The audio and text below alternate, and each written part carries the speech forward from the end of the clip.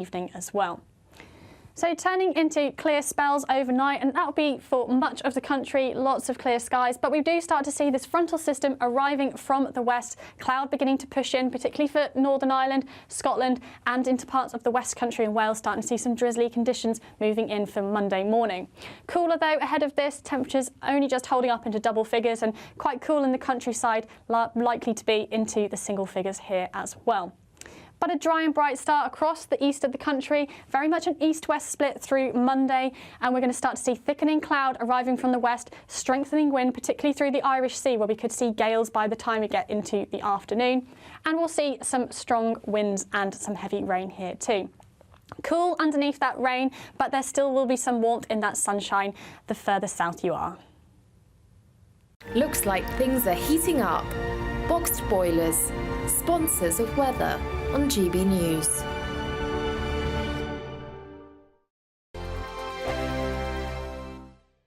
We could be calling you with the news that you've won our latest Great British giveaway, an incredible £30,000 in tax-free cash. Hi, I'm John from sunny North Yorkshire, and I've just won £20,000 in the GB News Great British giveaway. It didn't cost much to enter, but of course if you're not in, you can't win. And here I am, having won £20,000, and that's tax-free, so I'm rather pleased I did it. For another chance to win £30,000 in tax-free cash, text CASH to 63232. Text costs £2 plus one standard network rate message. You can enter online at gbnews.com/win. Entries cost £2. Or post your name and number to GB07 PO Box 8690 Derby DE1 9TT. UK only. Entrance must be 18 or over. Lines close at 5 p.m. on the 30th of August. Please check the closing time if listening or watching on demand. Good luck. Join me, Nana Akweer, for an informative, interactive news programme with a difference. It's fun. It's true. You're not wrong. No one will be cancelled. Lovely. Join me from 3 p.m. every weekend, only on GB News, Britain's news channel. Hi there, I'm Michelle Dewberry, and I'm going to take a second to tell you all about my show, Dubes & Co. We start off with the issues of the day. We then bring in both sides of the argument. We get rid of the disrespect, and then you throw me into the mix. And trust me, I'll tell it exactly how it is. And then, of course, the magic ingredient, you at home. We mix it all together, and what have we got? In my opinion, the best debate show in town. Monday to Friday, 6 till 7 on GB News, Britain's news channel. I'm Patrick Christie's. Every weeknight from 9, I bring you 2 hours of unmissable, explosive debate and headline-grabbing interviews. What impact has that had? We got death threats and the bomb threat and so on. As time passes, she could have said stump. You made my argument for me. My guest and I tackle the issues that really matter with a sharp take on every story. It went everywhere. Something practical could be done. Or I can become something different. Patrick Christie's tonight from 9 p.m. only on GB News, Britain's news channel. Join me, Neil Oliver, every Sunday night at 6 p.m. on GB News. And if an hour is not nearly enough for you, go to gbnews.com for special extended episodes online every Friday at 9 p.m, where we can truly get into the nitty-gritty of what's going on. GB News, Britain's news channel. If you want your news to be straight talking... This is a nightmare for the Conservatives again. Down to earth. It's not just Nottingham where this is happening, is it? And most importantly, honest. Hard-working, middle-class taxpayers, they'll get their book thrown at them. Then catch me, Martin Daubney, Monday to Friday, 3 till 6 p.m. on GB News, Britain's news channel.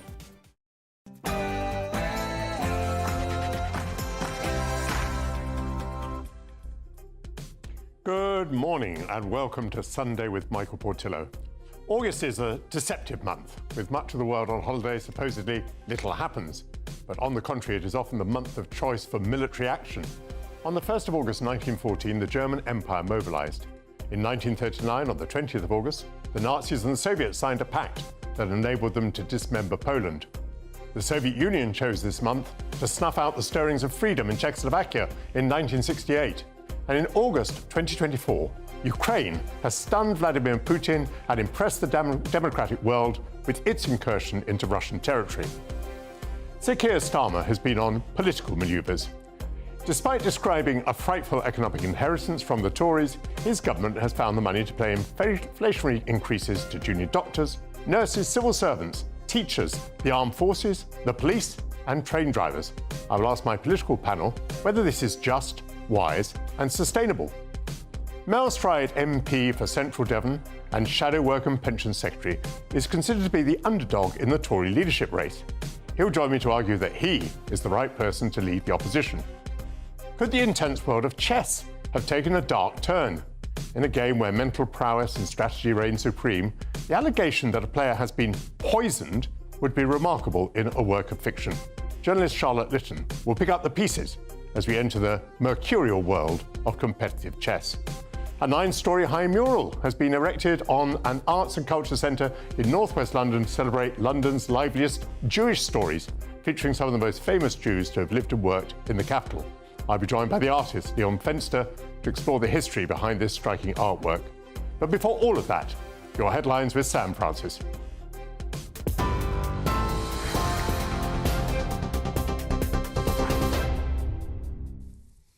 Michael, thank you very much indeed. Good morning to you. Just after 11 o'clock, the top story this morning. Israeli airstrikes have killed dozens of people in Gaza and in Lebanon, while Hezbollah has responded by firing 55 rockets into northern Israel. World leaders have been urging restraint in the region while ceasefire negotiations with Hamas continue. The Israeli Prime Minister has hinted the talks are heading, he says, in a positive direction, with his office saying a joint proposal from the US, Egypt and Qatar do have components that are, they say, acceptable to Israel. But the militant group claims there's been no progress in reaching a deal that would mean the release of hostages. Meanwhile, President Biden claims he is remaining optimistic that an agreement is closer than ever. There are concerns that the safety of the Zaporizhzhia nuclear power plant is deteriorating after a drone strike there.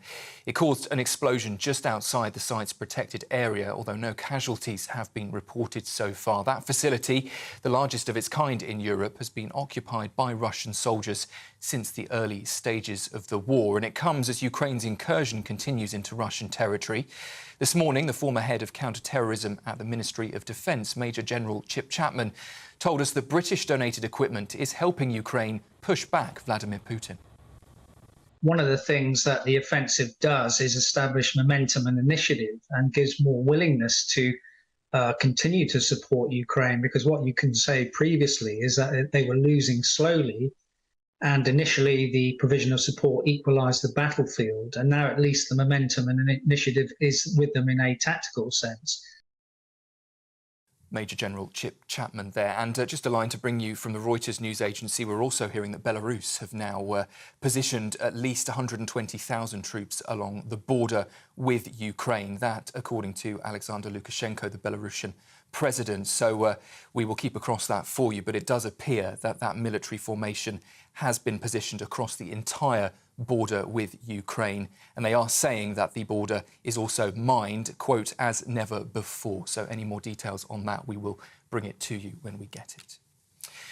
Here, a biotech firm that produces Mpox vaccines is ramping up production after a new strain has been found in Europe.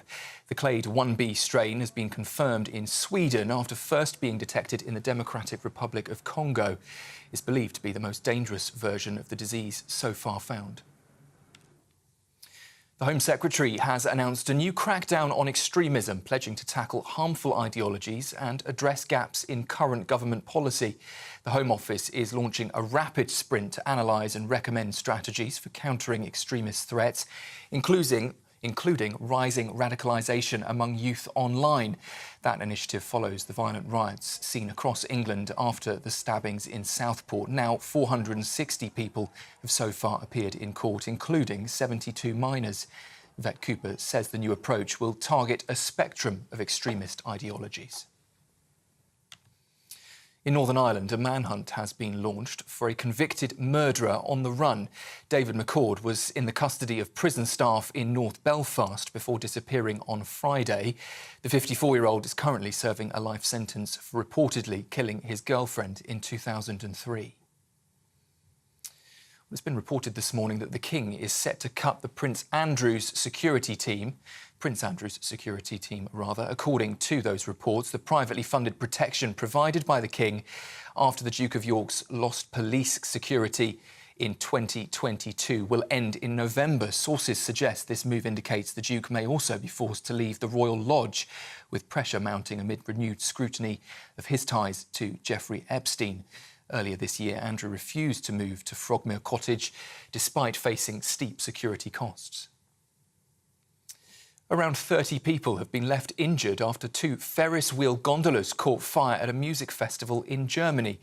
You can see here on the screen pictures showing that ride in flames at the Highfield Festival at Stormhather Lake near Leipzig. Festival organisers say 18 people are being treated in hospital, though the cause of that blaze at this stage, they say, is not yet known. Some space news for you, and the European Space Agency's JUICE spacecraft will perform a world-first lunar Earth flyby on Monday night, marking a critical point in its journey to Jupiter. The manoeuvre will use the moon's gravity and then the Earth as a natural brake before slingshotting JUICE towards Venus, saving significant fuel. It's high risk, though, guided by specialist flight controllers back here on Earth, and could determine the mission's success. They say even a minor error would potentially end that mission. And JUICE is, of course, equipped with UK-developed instruments on a 4.1 billion-mile trip to explore Jupiter's moons. And finally, the legacy of Team GB can't be measured in medals, according to the Culture Secretary at a star-studded homecoming for the Paris Olympic athletes in Manchester last night. Lisa Nandy praised athletes for changing children's lives forever, she said, by showing that ordinary people can achieve extraordinary things. Gold medalists and showbiz stars lit up the red carpet, celebrating the summer's victories. Those are the latest headlines for now. I'm Sam Francis, back with you, I think, in half an hour, if not at 12. For the very latest GB News direct to your smartphone, sign up to News Alerts by scanning the QR code or go to gbnews.com/alerts.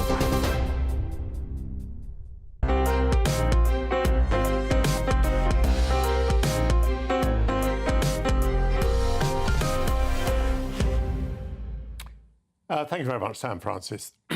The government has accepted pay review body recommendations for public sector workers and has settled with civil servants, junior doctors, dentists, nurses, the armed forces and the police, and train drivers at a cost to the Exchequer of more than £9 billion.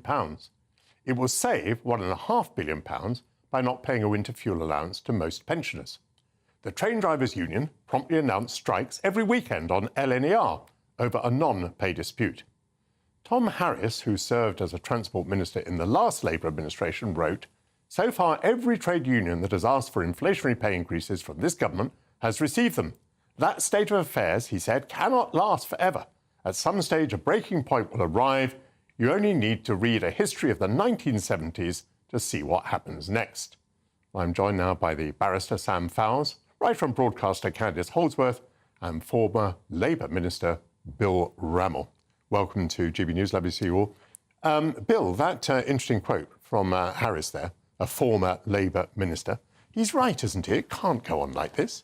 No, he's not right. And look, Tom Harris has ceased to be a Labour activist and is now an attack dog in the Telegraph, constantly attacking the Labour Party. So it's no surprise what he says. But I think the settlement of these strikes were about fairness and getting Britain back to work. There was a very strong economic imperative that the strikes were holding us back. And partly it's clearing up the legacy. You know, public sector pay is always kept excessively low under Tory governments. That hits recruitment, it hits retention, it hits staff morale, which impacts upon the public through public services. So it's partly rebalancing, but it's also getting better value for the taxpayer. You know, the rail strikes had already cost the rail companies £850 million, and that's without the knock-on consequences for the economy. The junior doctors dispute, 1 million appointments cancelled. We had to settle this and move forward, and I think most people will support the fact that that's happened. I saw a graph the other day showing that GPs' pay has risen well above inflation under the Tories. So I don't think that it is sustainable to say that public sector pay has lagged behind under the Conservatives. But is it really going to be the Labour Party contention? I have seen it argued by others, by people in office, that settling the strikes is the cheaper option. I mean, that does seem to me to be the staircase to hell, because if every time you have a strike, you're going to say, oh, well, settling the strike is going to be cheaper than fighting it, guess what's going to happen? Back to the 1970s, as Tom Harris says. I think at this juncture, there was an imperative to settle. You know, these strikes have been going on for years.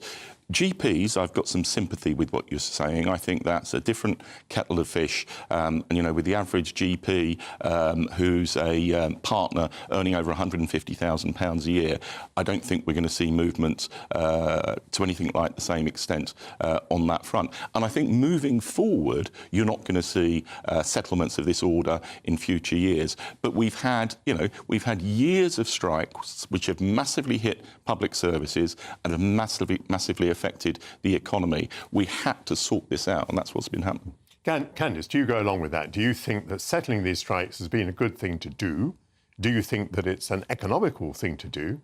And Bill's very last point there, that these settlements wouldn't go on in future.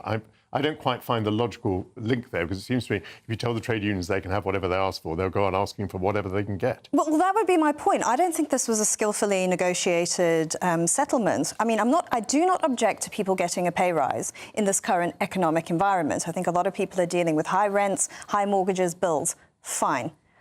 But what did we get in return? And the government was there to represent the interests of taxpayers and also the users of these public services. And I don't think there were any significant concessions offered from the unions. And I think the government was just so keen, like you say, to settle and to show this as a sort of victory that they didn't conduct a proper negotiation and get a proper deal where both sides give to each other. For example, railway drivers are not required to work on Sundays. There is no contractual requirement for us to run a Sunday railway as far as the railway drivers are concerned. So every train that runs on a Sunday is because, as it were, a railway driver has done us a favour, or rather has thought that the extra pay that's being offered makes it worth his or her while. I mean, is it not rather odd that this anomaly, and many others of a similar sort, were not dealt with at this time? Yes, that is exactly what I would have definitely picked up on that, on working on weekends. We need a lot more reliable service on weekends. I mean, my local train station, trains only run every half hour. Sometimes they're cancelled. They're not very reliable. You know, they're very busy on the weekends. People use them to get in and out of London. I mean, we need to see the interest of public money. Were governments good custodians in these negotiations of public money and of people who rely on the trains to get to work, to go to travel? I don't think that happened, and I think that they folded way too easily. Sam Fowles, Wes Streeting, for example, talking about health policy when he was back in opposition, kept talking about reform. And, you know, many people are worried about the productivity in the health service as well as other public services. And you would have thought the moment of a large increase in pay might be the moment to negotiate some changes in practice and to drive up productivity. Are you surprised at what has not happened in these pay settlements? No, I think actually I'm quite pleased that we've finally got some grown-ups in the room in these things. We've had a decade of government sort of performing the I'm a big tough guy to the strikers. In reality, this isn't actually a pay rise for doctors in real terms. I think they got 22%. That's well below the inflation, the increase in inflation. And so they're actually in real terms still settling for a pay cut. So in terms of what did we get out of these negotiations, the public sector have already given it to us. They've given us a decade and a half of working on average for a 4.4% not real terms pay cut, absolute terms pay cut, while we've had inflation over the same period rising by about 54%. So they've already given us their end of the bargain. We had governments that instead of trying to run an effective public sector tried to score political points against the unions. Now they've been given the pay rise that they frankly deserve. But in the health service, productivity seems to be falling and health outcomes are getting worse, and they are some of the worst in the developed world. At some point, change has to begin in the health service, and I thought that Wes Streeting was going to come in and begin that change straight away. I repeat to you, I've heard what you just said, but was not the opportunity to start making change at the beginning? Yeah. Well, no, because the doctors aren't the ones that need to change. It's not... Doctors aren't the ones that are not being sufficiently productive. The lack of productivity in the NHS comes from a very bad system. And what we've had, again, over the last 10 years is sort of various different health secretaries putting in place their pet innovations.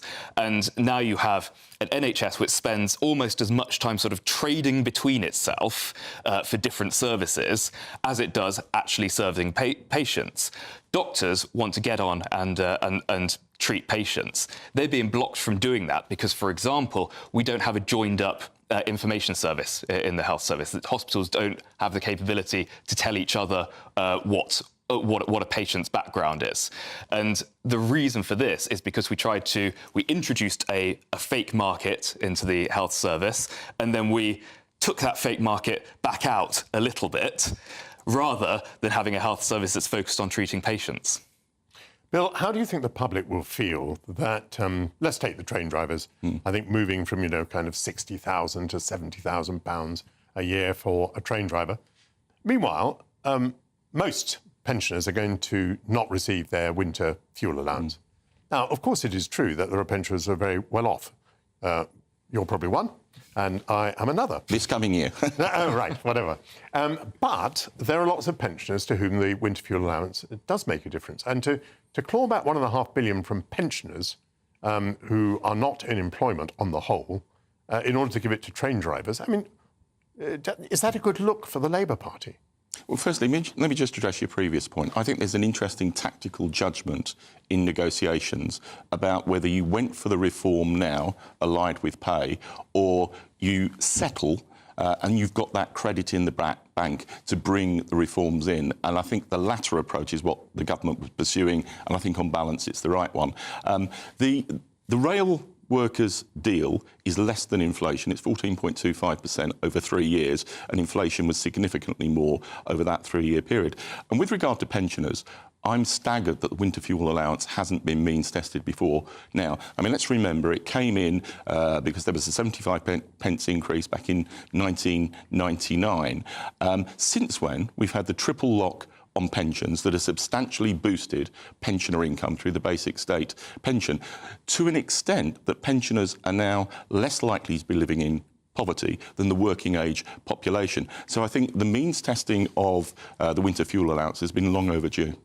Candice, we're beginning to run out of time. Thinking of good looks, how things look to the public, the fact that ASLEF immediately announced strike action every weekend on the LNER, I perfectly understand it's a different dispute. But, if Labour's going to be good to its friends in the unions, can't the friends in the unions be good to Labour?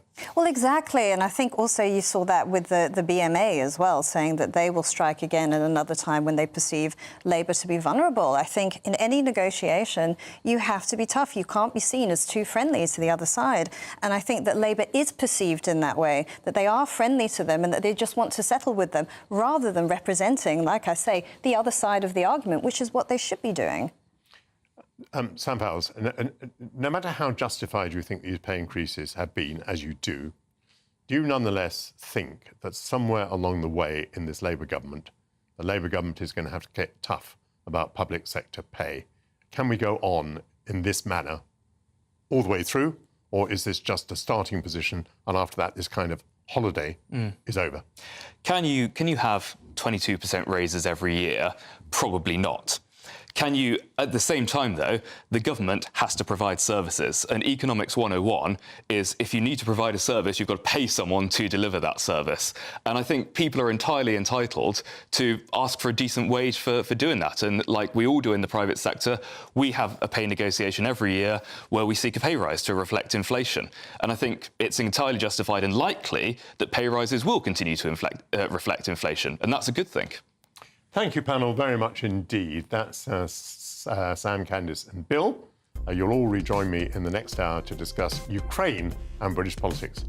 As the race to become Tory leader continues, I'll be joined next by the hopeful candidate Mel Stride. Will his government experience and steady approach propel him to the top of the Conservative Party? Thank you.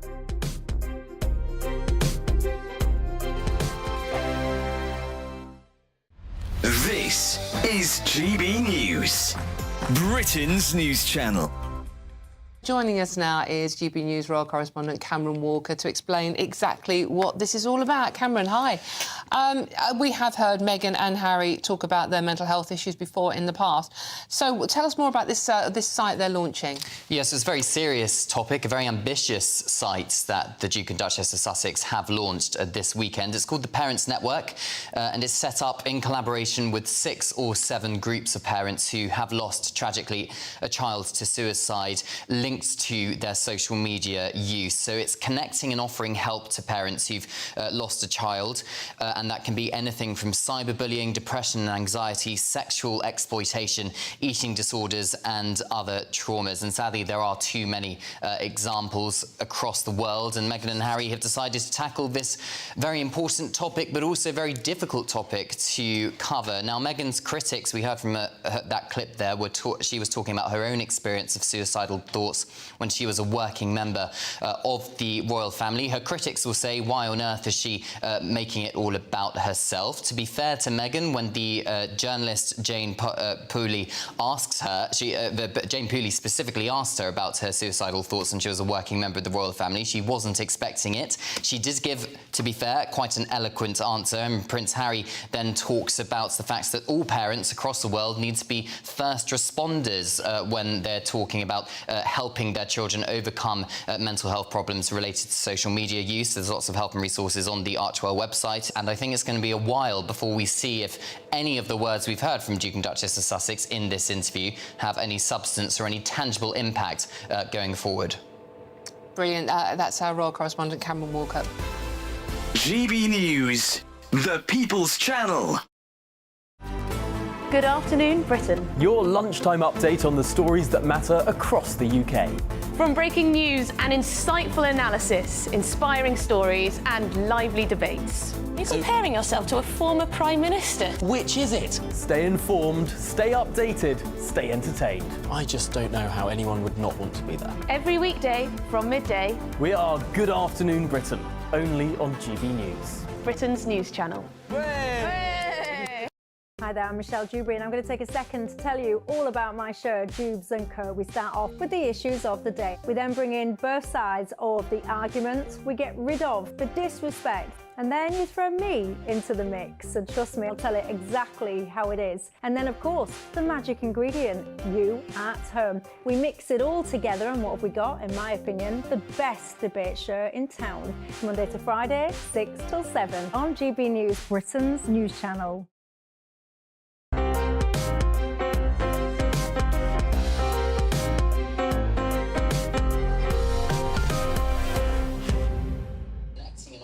Welcome back to Sunday with Michael Portillo. Mel Stride, currently serving as the Shadow Secretary of State for Work and Pensions, is one of the 6 candidates hoping to become the next Conservative Party leader.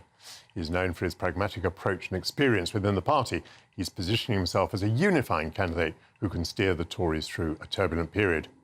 Despite his relatively low public profile, his leadership bid reflects a focus on economic competence and social welfare, aiming to appeal to both the party's core base and the wider electorate. Mel Stride's challenge will be to distinguish himself amongst a crowded field of candidates and to appeal widely to the party's embattled factions.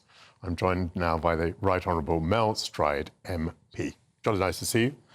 Welcome to the studio and GB News. I've looked you up on Wikipedia, and it's quite hard to find out much about you as opposed to your career. Right, OK. What's your interests?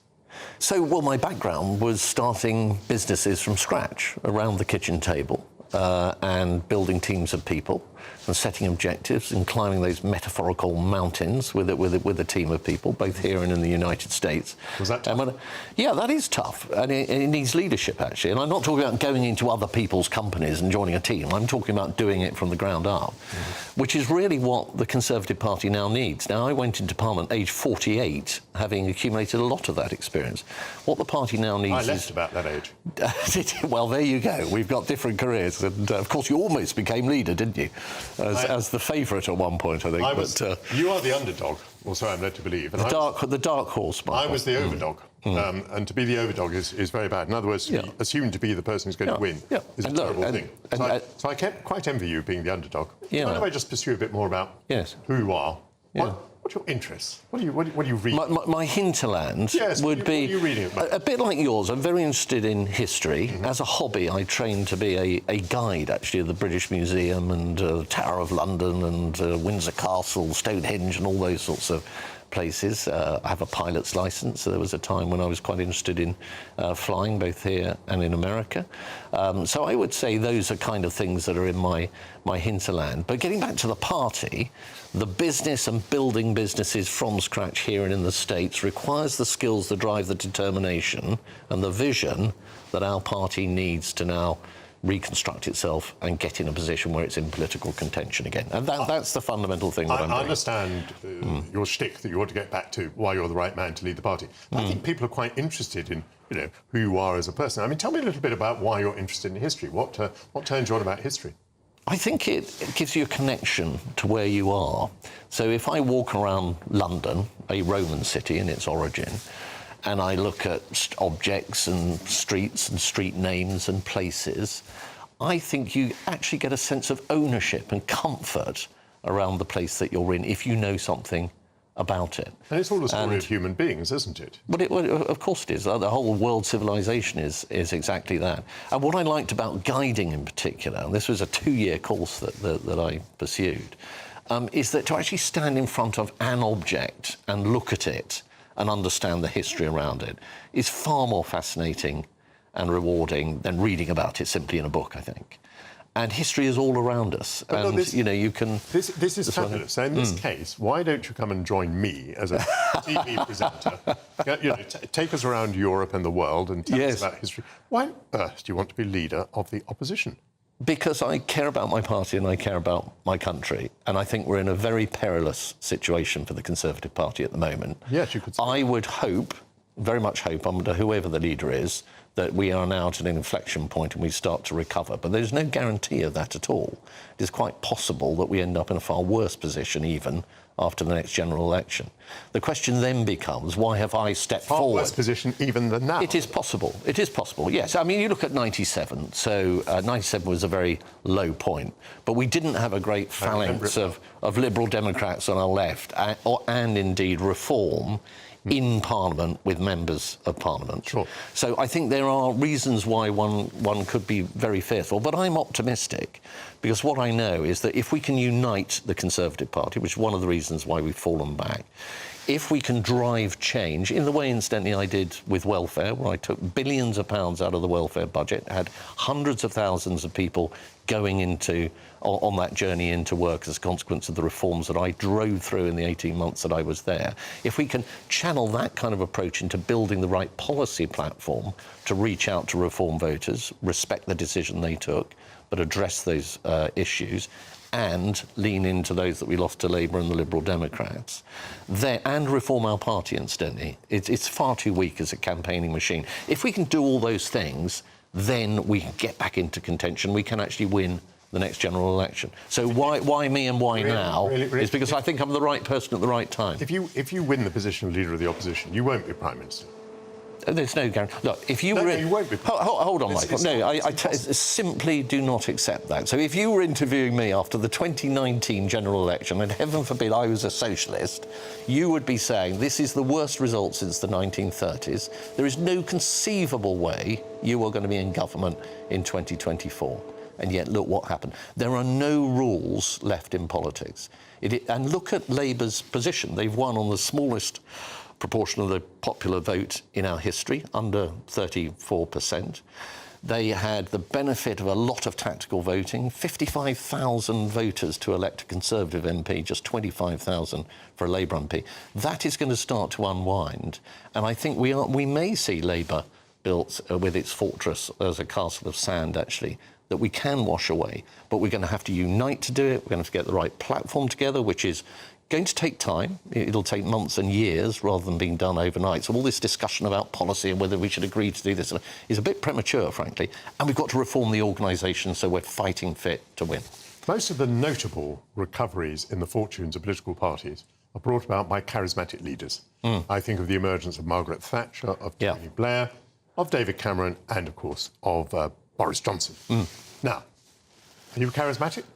Yeah, absolutely. If you come to the hustings and you watch me perform and what I have to say and tell people and so on, the way I answer the questions and all the rest of it, I have people coming up to me afterwards saying two things. One is, we didn't know a great deal about you beforehand, but you have been a revelation. And we can get behind you. And Margaret, they're not going to go to Margaret Thatcher as Education Secretary, incidentally, wasn't bursting with charisma. The mantle of leadership fell upon her shoulders and she became, I think, that individual at that particular moment in time as leader of the opposition. Well, when she beat Ted Heath. I might disagree with you about that. That would be my assessment. But no, absolutely. You can't say that people who come and see you, as it were, at a public meeting know that you're charismatic. But they've seen me. They've seen me on millions stage. Of people who watch television don't know you're charismatic. That won't work. If you're charismatic, you've got to be charismatic on television. Well, I think a lot of people do know who I am. During the general election, Michael, when it was really tough, I and my colleagues had a simple choice. Did we stand up and put our head above the parapet and go out and defend our party to the best of our ability to save as many seats as we possibly could, or did we go and do something else? I did a quarter of the media rounds for the Conservative Party during that run-up to the general election. And I did it because I had the courage to do it, I had the ability to do it, I had the communication skills to do it, and I think I was instrumental in helping even what was, admittedly, a very difficult situation. Why is the Conservative Party split? You see, all the time I was in the Conservative Party, it was split over Europe. But once we'd left the European Union, once we'd left it properly, there was no point being split over Europe anymore because we'd left. And even the Labour Party, even the Liberal Democrats weren't reopening that question. How on earth has the Conservative Party found something else to be split about? So it's had its recent past, which has been rather colourful, but not in a positive way, around, for example, Partygate and all the comings and goings there and the instability that led amongst the leadership at that point and replacing leaders and so on. We had Liz Truss with a very short tenure and the economic problems. But these matter. What is it split about? Well, these matter because you're talking about divisions, I assume, within the parliamentary party. And what these events cause is ruptions in which one wing of the party decides, actually, we should patch it up and stay where we are, and another wing says, actually, no, we need to move on and reinvent ourselves, have a new leader, etc. And so we've lurched from one of these situations to the other, and I've described two of them around Partygate and the second one around the mini-budget and the immediate consequences of that, and that has been a problem. I think there's an overarching problem for the party, which is that it has lost sight of what it stands for. And what it stands for, and back in the day of Margaret Thatcher, who we were talking about earlier, it stood for aspiration and opportunity and achievement. And that has been my story in life, you know, going to a direct grammar school, getting a place at Oxford, the first in my family to go to university, setting up a small business, being successful, getting my first stake in society with my first, you know, key to my first property and so on. That's a very conservative story. And that's what we've lost track of. Now, part of that is because of what has been done to us in terms of cost of living crisis, in terms of COVID, in terms of having to become a party that spends hundreds of billions of pounds supporting families and business up and down the country, rather than being that smaller government, lower tax, higher opportunity, higher aspiration Conservative Party that we now have to deliver. And I have the plan to do that, and I know how to do that, but it will take time. You've got 15 seconds in which to tell me what the political philosophy of the Conservative Party is. It's about opportunity and aspiration and championing success to the benefit of the wider community and society more generally. It's a smaller state, lower tax, opportunity-based party. You were hearing from Mel Stride, contender for the Conservative Party leadership. After the break, in the world of competitive chess, the stakes are extraordinarily high, with reputations and careers hanging in the balance. The drive to outmaneuver opponents can lead to fierce rivalries, where even the smallest advantage is pursued relentlessly. I'll be joined by journalist Charlotte Litton to discover whether poisoning has become the latest move on the board. Back in a few moments. Thank you very much.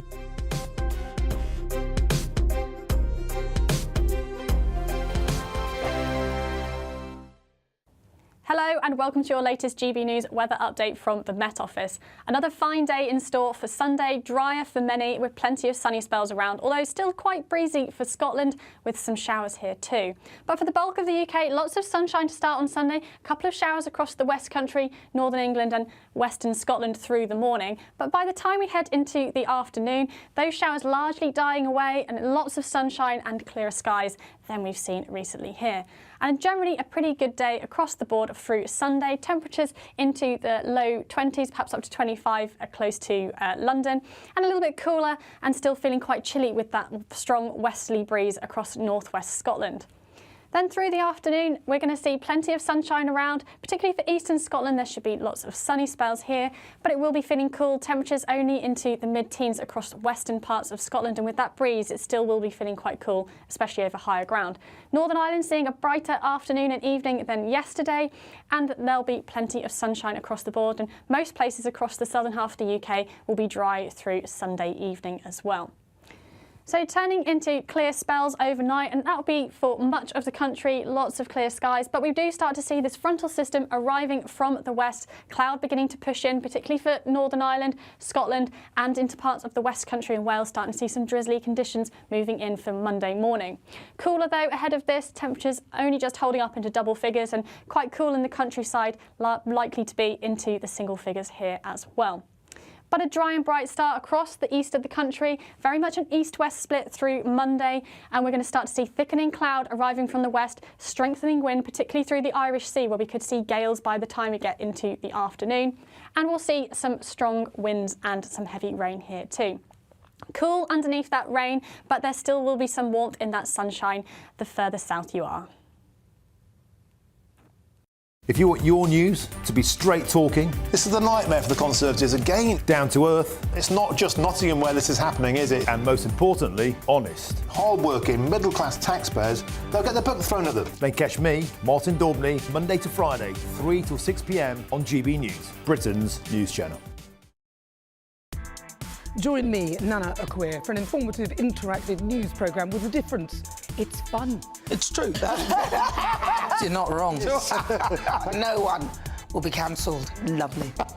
Join me from 3 p.m. every weekend, only on GB News, Britain's news channel.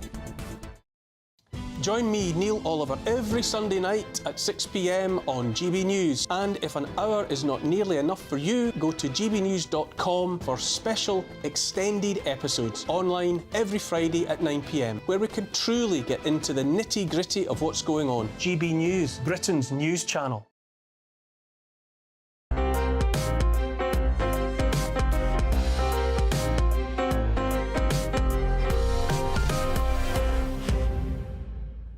Welcome back. Could the mysterious illness of a chess champion be the result of foul play?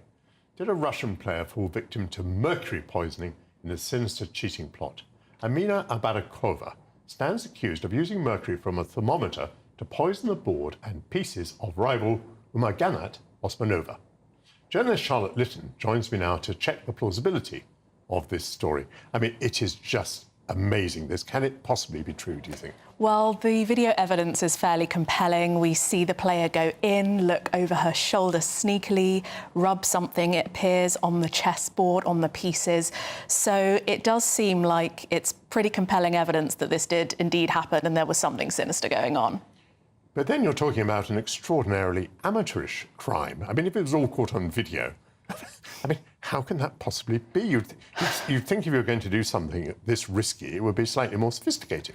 According to one report, the player in question did ask a security guard, which is also quite rudimentary where sinister plots go, but apparently asked this guard, are there cameras here, and was told no, so perhaps thought they were freer to carry out their great ambition than they might have in fact been. These two players have known each other, I think, most of their lives. They played against each other most of their lives. So are we talking about a very long established rivalry? Indeed, do you have any sort of general comments about the state of rivalry in chess? Well, what I've been learning about the game, particularly since this story came out, is that the psychological warfare here is unparalleled compared to other sports. If you think about it, you've got one person facing another, there's inches apart, you're often playing for days. Big tournaments, you can be playing for weeks, even months, and you're facing the same people typically over a course of years. Now, in this particular case, I believe the lady who is accused of poisoning was doing so in retaliation for an insult against her family. But the rivalries between players of all stripes seem to run pretty deep in chess. Yes, so it's not the sort of sport, it seems, where you have lots of comradeship. I mean, I think of that other, very psychological sport, tennis. And yet, apparently many tennis players who are rivals over decades are pretty good friends, and they say hello to each other, delightfully over the net at the end, don't they? One has lost and one has won, but nonetheless they do that. But chess is in a different place. From what I have heard, speaking to insiders who have played the game, photographed the game, been involved with it for many decades, the comradeship is 0 to none. It's so psychological. There's no physical aggression that can be released. I suppose in that way on the tennis court you can have your say physically. Perhaps that just isn't possible when you're sitting across the board from somebody. And because it's so much about the psychology, the tactics that you're using, to spend even a moment perhaps hanging out with somebody in a friendly capacity might just throw you off too much. They might get under your skin. They might say something that then is forefront of your mind when you're playing. And for them, that's too big a risk. Now, unfortunately, Russians in one field and another quite often get poisoned. I mean, quite a lot seem to get poisoned by the state if they've upset the state. But some of these rivalries have expressed themselves in cheating elsewhere in the world. Tell us about some of those instances. Well, the cheating allegations we're seeing coming quite thick and fast. The biggest was a couple of years ago between Magnus Carlsen, who is perhaps the world's most famous chess player at the moment. He's won over 10 million in tournament winnings, versus Hans Niemann, who is this very unpopular young player. Now, that resulted in cheating allegations, Elon Musk tweeting about it and then deleting the tweet, a huge out-of-court settlement, enormous blowback, essentially. There's a book been written on it. A film is coming out starring Emma Stone. This has really captivated people. We have actually tomorrow in London beginning the second or a repeat of a tournament from a couple of months earlier, which was derailed by cheating allegations again. So there are constant up and downs, allegations of cheating, paranoia about cheating, if indeed there may not be cheating going on, that are rocking the players in the game. I'm going to say this because I know that you don't want to, but one allegation was to do with a communication. A player was able to communicate by flexing his anus, which apparently communicated to a computer. This was the allegation, and the computer could therefore help him with the game. I mean, this is extraordinary stuff. I think, at least in that case, even if that wasn't proven, I think the player was disqualified in that particular competition. Extraordinary sport, this. Well, I think there's actually been a couple such allegations. Now, neither have been proven, but as I say, having spoken to some players, it's the paranoia that's governing the game that is perhaps leading to ever more outlandish claims that the opponent is cheating. This isn't completely new. We've had situations 20 years ago where there was a player whose opponent believed that his trips to the bathroom were suspect. Therefore, in the end, it was ruled that they both had to use the same bathroom. So there's all sorts of allegations. Nothing is off the table where it comes to complete bonkersness in chess, and they just keep coming thick and fast. I get the impression you've been learning about this yourself very recently. Now that you have learned as much, are you tempted to pursue this rather more deeply? It seems a fascinating mine of possible scandal.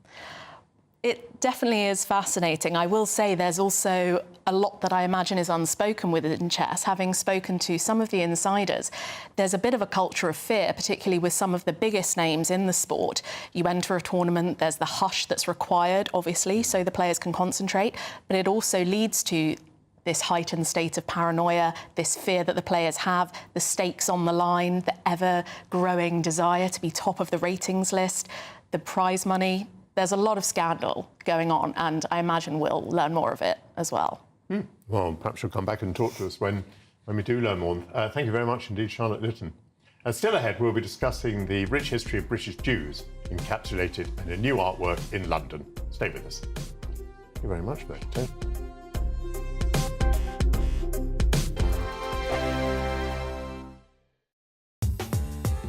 I'm Christopher Hope. From pop stars to politicians, I'll interview anybody in a pub who's got a political opinion. Join me every Friday on Spotify, Apple Podcasts, YouTube or gbnews.com, or wherever you get your podcasts. This is GB News, the People's Channel. This is GB News, Britain's news channel. We got an incredible story this week of a young teenager who has raised more than £5,000 for charity. 13-year-old, just 13 years old, Cameron Hutchison cycled the West Highland Way with his dad, Colin, in just 25 hours, raising money for international food charity Mary's Meals. And the 96-mile route took Cameron and Colin to the foot of Ben Nevis. Wow. Now, the organisation provides daily school meals to more than 2.4 million children in countries such as Syria, Haiti and Malawi. We are delighted to be joined now by cyclist and fundraiser Cameron Hutchison. Cameron, it's so lovely to have you here. How are you today? I'm very good, thank you. How are you? Yeah, very well. Well, thank we're you. very impressed to have you. We are honoured to have you. First of all, do you like cycling? Yeah, it's one of my favourite sports, so yeah, I just wanted to do that. What kind of bike did you do that enormous distance in? Did you have a special bike? Was it adapted? Well, it was my cross-country bike that I just normally use for cross-country races. So, yeah. Wow. You can actually see it on the screen there with the blue handlebars. That's the bike I was using. We can, and quite a route you went on as well. So, Cameron, you're 13 years old. When did you start cycling? I've sort of been cycling my whole life. So I got a little red balance bike when I was maybe 3 or 2, maybe. And then I kind of just got bigger bikes as I went on. GB News, the People's Channel. Every Saturday, 10 till 12, we'll bring you all of the news that you need to know. We'll also remind you that there is so much to smile about. It's my favourite time of the week. I get to relax, enjoy some light-hearted stories, and let Ellie teach me about fashion too. That's Saturday Morning Live, every Saturday, 10 till 12. Only on GB News, Britain's news channel. Sunday nights on GB News. From 6, Neil Oliver. At 7, it's Free Speech Nation with Andrew Doyle. At 9, Mark Dolan. And at 11, get set for the week ahead with headliners. Tomorrow's papers tonight. GB News, the People's Channel, Britain's news channel.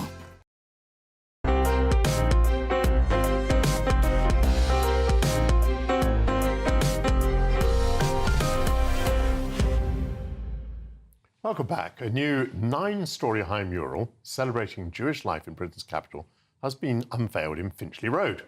Here you may encounter the Prime Minister Benjamin Disraeli held aloft at his bar mitzvah, Brian Epstein giving the Beatles their iconic grey suits, and the soulstress Amy Winehouse taking up battle on Cable Street. The new mural has appeared at a difficult period in London Jewish life. Reports of anti-Semitism hit record highs over the past year, surging after the 7th October and Israel-Gaza conflict. The mural's artist, Leon Fenster, joins me now. Leon, welcome to GB News. Congratulations on the work. Tell me a little bit about the concept and how you put it together. Mm-hmm.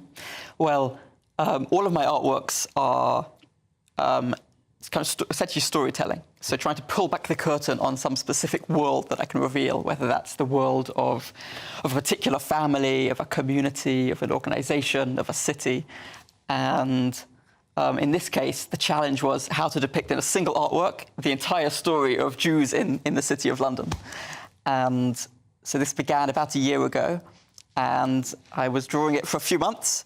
I don't really plan too much. I start somewhere, one thing leads to the next, to the next, to the next, the way we remember the world in our dreams and our memories. And then after a few months, it was ready, and we put it up onto the wall.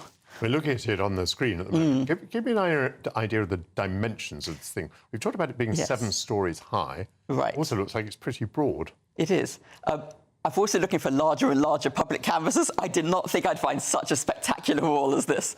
So the wall is 14 metres wide, and it's to the top of the artwork is 26 metres. So definitely my largest yet, I would say. I didn't know Benjamin Disraeli had a bar mitzvah. He did not. So this kind of artwork, no, you didn't miss anything, no. And he made a point of not having one. So these artworks, there's this kind of mischievous sense of humour. Oh. So actually, Benjamin Disraeli's father left Bevis Mark Synagogue after an argument and immediately had his children baptised. Yes. Just a couple of months before Benjamin Disraeli's bar mitzvah would have been. So I'm sort of slightly cheekily imagining him finally getting to have the bar mitzvah he never had. He might not be too happy about this, to be honest. Because after all, Benjamin Disraeli would not have been Prime Minister in that era. Quite. Unless he'd been willing to attest to the Church of England. That's right, absolutely.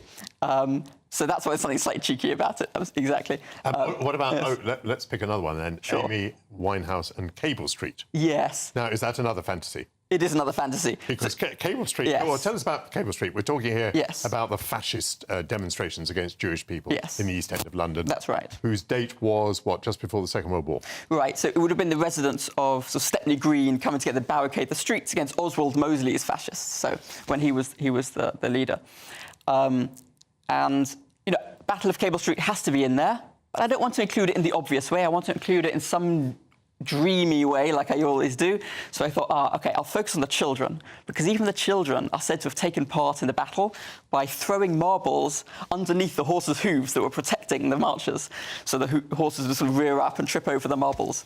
So along the top, you'll see these children flying through the artwork with little toy guns shooting marbles at the horses protecting the marchers at the hooves. And then Amy Winehouse is there flying together with the children. They're flying over a kinder transport train, bringing child refugees into London. On top of the train, you'll find a character from one of my favourite childhood books, which is Judith Kerr's When Hitler Stole Pink Rabbit. So the Pink Rabbit is on the train as though finally being reunited with the author. That's careening past London Taxi from when a third of London's taxi drivers were Jewish. So you can get a sense for how one thing leads to the next.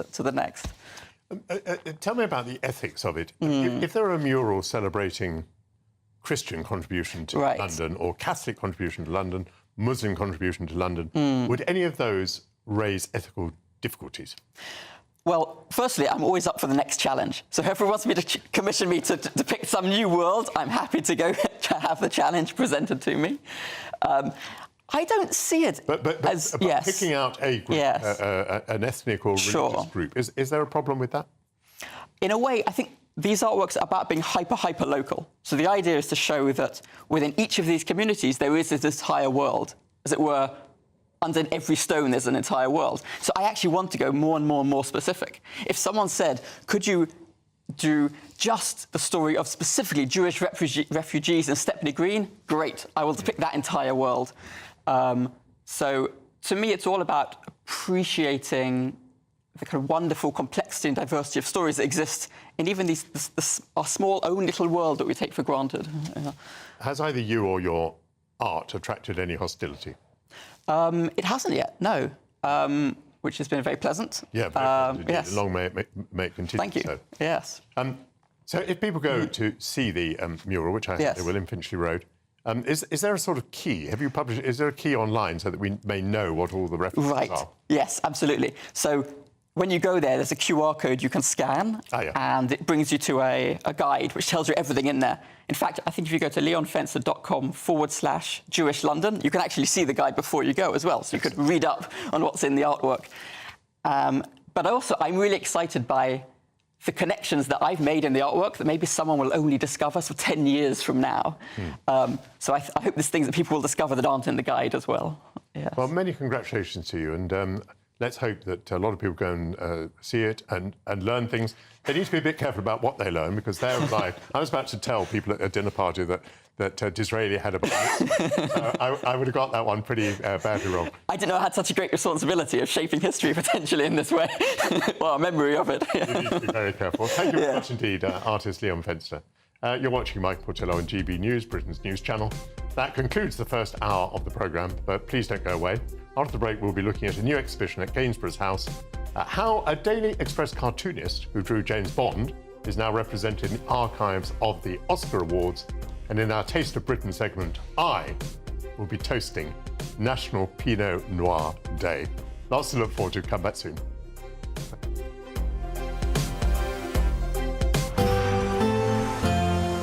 A brighter outlook with Box Solar, sponsors of weather on GB News. Hello and welcome to your latest GB News weather update from the Met Office. A couple of showers around today, but actually lots of sunshine, and it will be dry for much of the UK. And that's because we have high pressure over the Azores, and that'll be extending a ridge across the southern half of the UK, and that'll be acting to settle down the weather, killing off most of those showers, and it'll be a mostly fine afternoon. There will be a couple of showers around, mainly for the northwest of England and certainly for the west of Scotland, but actually lots of the UK seeing plenty of sunny spells, and central parts seeing more sunshine than we saw yesterday. Further north, though, we do still have this keen westerly breeze pushing into western Scotland, and with temperatures there in the mid-teens still feeling quite chilly, but further south, 24, 25 is a top temperature and feeling quite pleasant in that sunshine too. A fairly fine afternoon for much of the southern half of the UK, but that rain will continue to push into western Scotland. Some sunshine, though, across eastern Scotland, and it will be still that wind continuing on through the western coasts.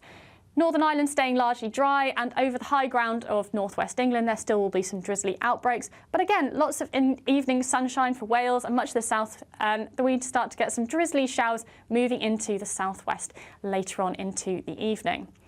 But for most of the country, we do have a largely clear night, and we've got lots of clear spells. Rain and drizzle beginning to move into the northwest of Scotland, and some drizzly showers moving into the southwest and parts of Wales as well. Cool, though, ahead of this cloud, temperatures down into single figures in some eastern parts, with a few mist and fog patches that will burn away quickly during the morning. But the main feature, we've got this cloud and rain moving in from the west, a strong southerly breeze picking up through the Irish Sea, and we'll start to see heavy rain arriving from early afternoon, spreading into particularly parts of southwest Scotland. Temperatures will be at the best mid to high teens under this cloud and rain and feeling quite chilly. Warm still, though, in the southeast. That warm feeling inside from Boxed Boilers, sponsors of weather on GB News.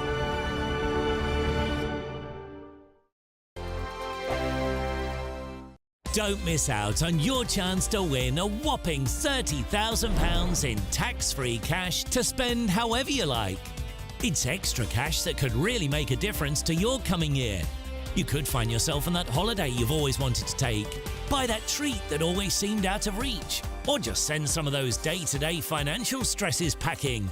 £30,000 could be yours, but time is ticking. For another chance to win £30,000 in tax-free cash, text CASH to 63232. Text costs £2 plus one standard network rate message. You can enter online at gbnews.com/win. Entries cost £2, or post your name and number to GB07 PO Box 8690 Derby DE1 9TT. UK only. Entrance must be 18 or over. Lines close at 5 p.m. on the 30th of August. Please check the closing time if listening or watching on demand. Good luck.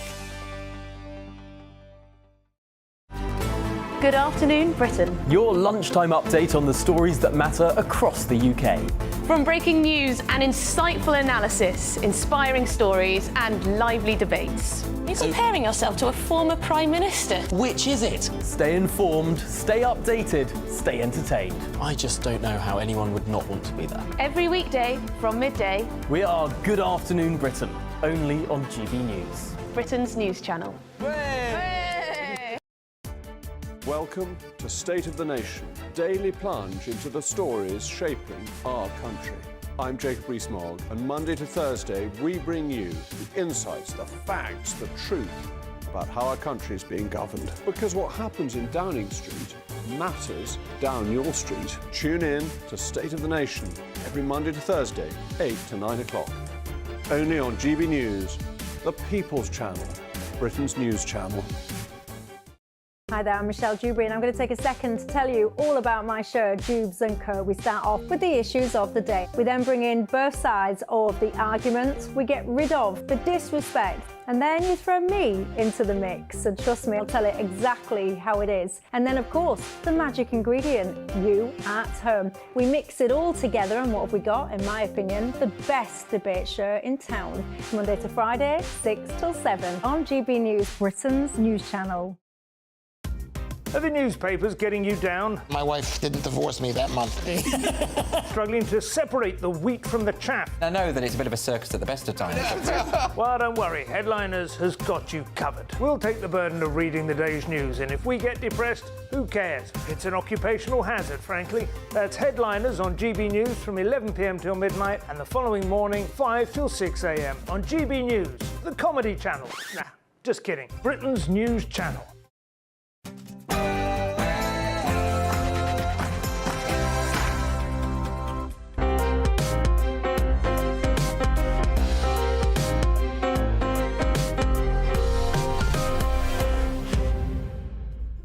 Good afternoon and welcome to the second hour of Sunday with Michael Portillo on GB News.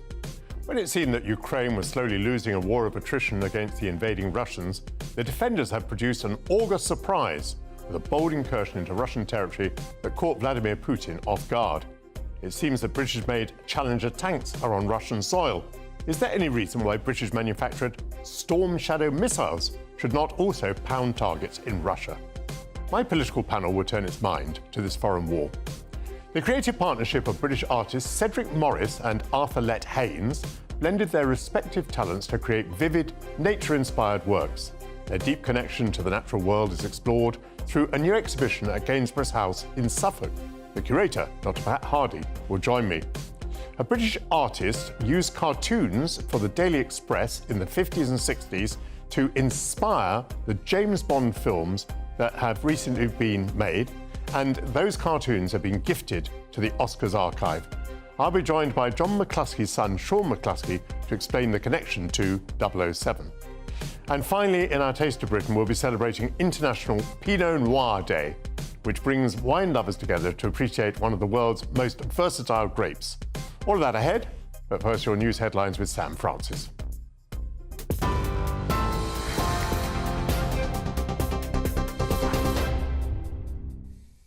Very good morning to you. Very good afternoon. In fact, it's now 2 minutes past 12. And the top story this afternoon, it is understood that dozens of people have been killed in Israeli airstrikes in Gaza and in Lebanon. Iran-backed Hezbollah has continued firing at least now 55 rockets in retaliation. The Iran-backed Hezbollah has continued those attacks as Israel's Prime Minister expressed cautious optimism about a ceasefire deal with Hamas, including for the release of hostages. The militant group, though, says it's not present at the talks because they don't believe there's been any progress in reaching a deal. Meanwhile, President Biden claims he is remaining optimistic that an agreement's closer than ever.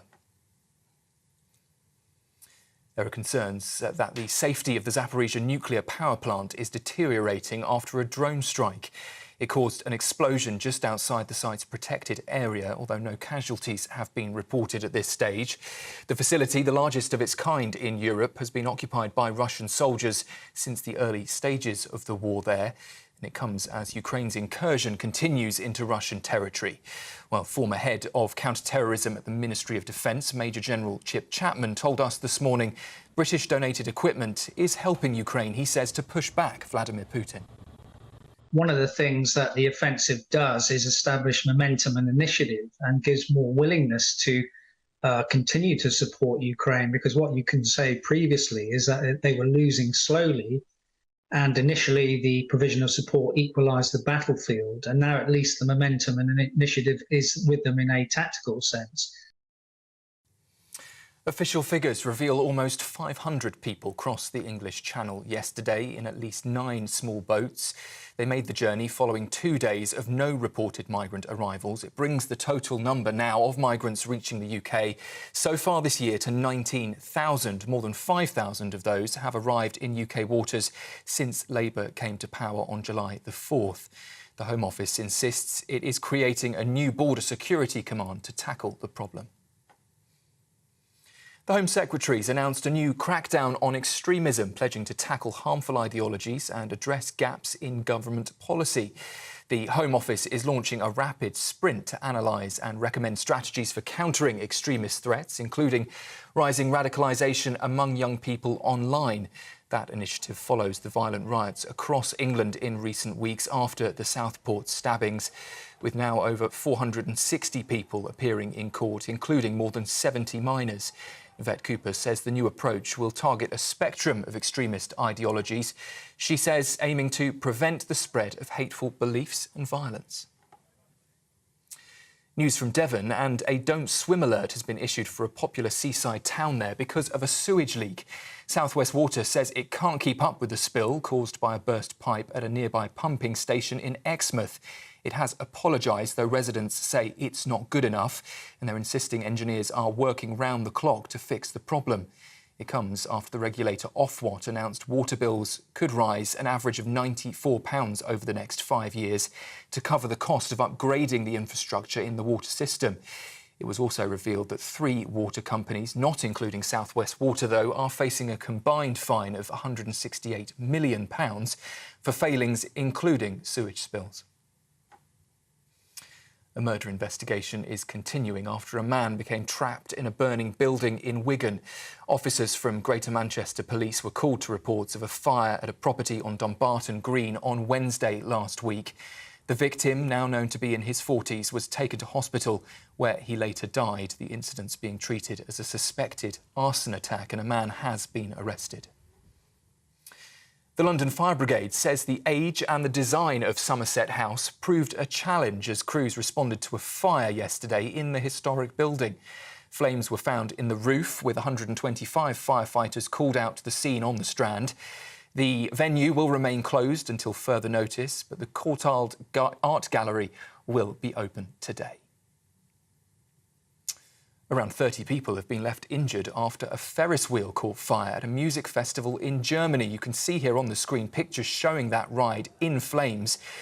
Festival organisers say 18 people are currently in hospital being treated for those injuries, but they say the cause of the blaze isn't yet known. And finally, some sport for you. Keely Hodgkinson is eyeing history after clinching gold in the 800 metres at the Paris Games, with her sights now set on smashing the 40-year-old world record for the 800 metres.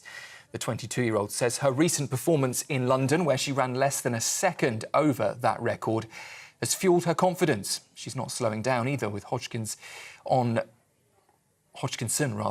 competing until September, chasing a 3rd Diamond League title before a much-needed break. Take a listen. It's been a long time before anyone's even hit the 53, seconds. So I'd love to do that. I think I can. I now believe I can do that, and I think now with the science that we have in the sport and the technology that we have that's up and coming, I think we should welcome it, and that's what's helping us get near to these records. And yeah, I'm all for it. So I'd love to see how close I can get to it. Those are the latest GB News headlines for now. I'm Sam Francis. I can confirm this time I will be back with you in half an hour.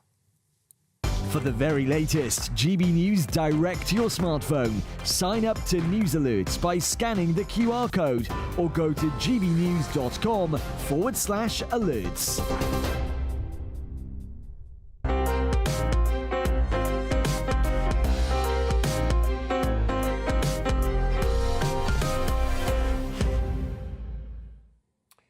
Thank you very much, Sam Francis. Well, we were looking at a likely Donald Trump victory, and with Ukraine slowly losing ground to Russia, the likelihood was that the United States would impose a peace on its ally that required it to give up territory to the aggressor. August has been a boisterous month of change. Kamala Harris is as likely to become president as the Donald, and plucky Ukraine has upset the battlefield stalemate by entering Russia. Now, how should Britain react? I'm rejoined by Sam Fowles, Candice Holdsworth and Bill Raman. Sam, first of all, I posed the question earlier, if Challenger tanks are being used in Russia, why should not Storm Shadow missiles be used in Russia? Well, I think they should. The reason they haven't been used is that Russia has played quite a clever diplomatic game, and they imposed various red lines and said if the West intervenes in a certain way, then it's going to provoke a bigger response from Russia.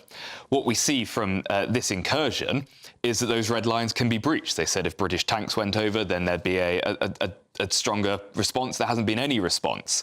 And it's meant the West has sort of fought this war with one hand tied behind its back. Now we know that those red lines can be breached. And so I think that should be a green light for stronger support for the Ukraine. What was it that Russia could threaten Britain with?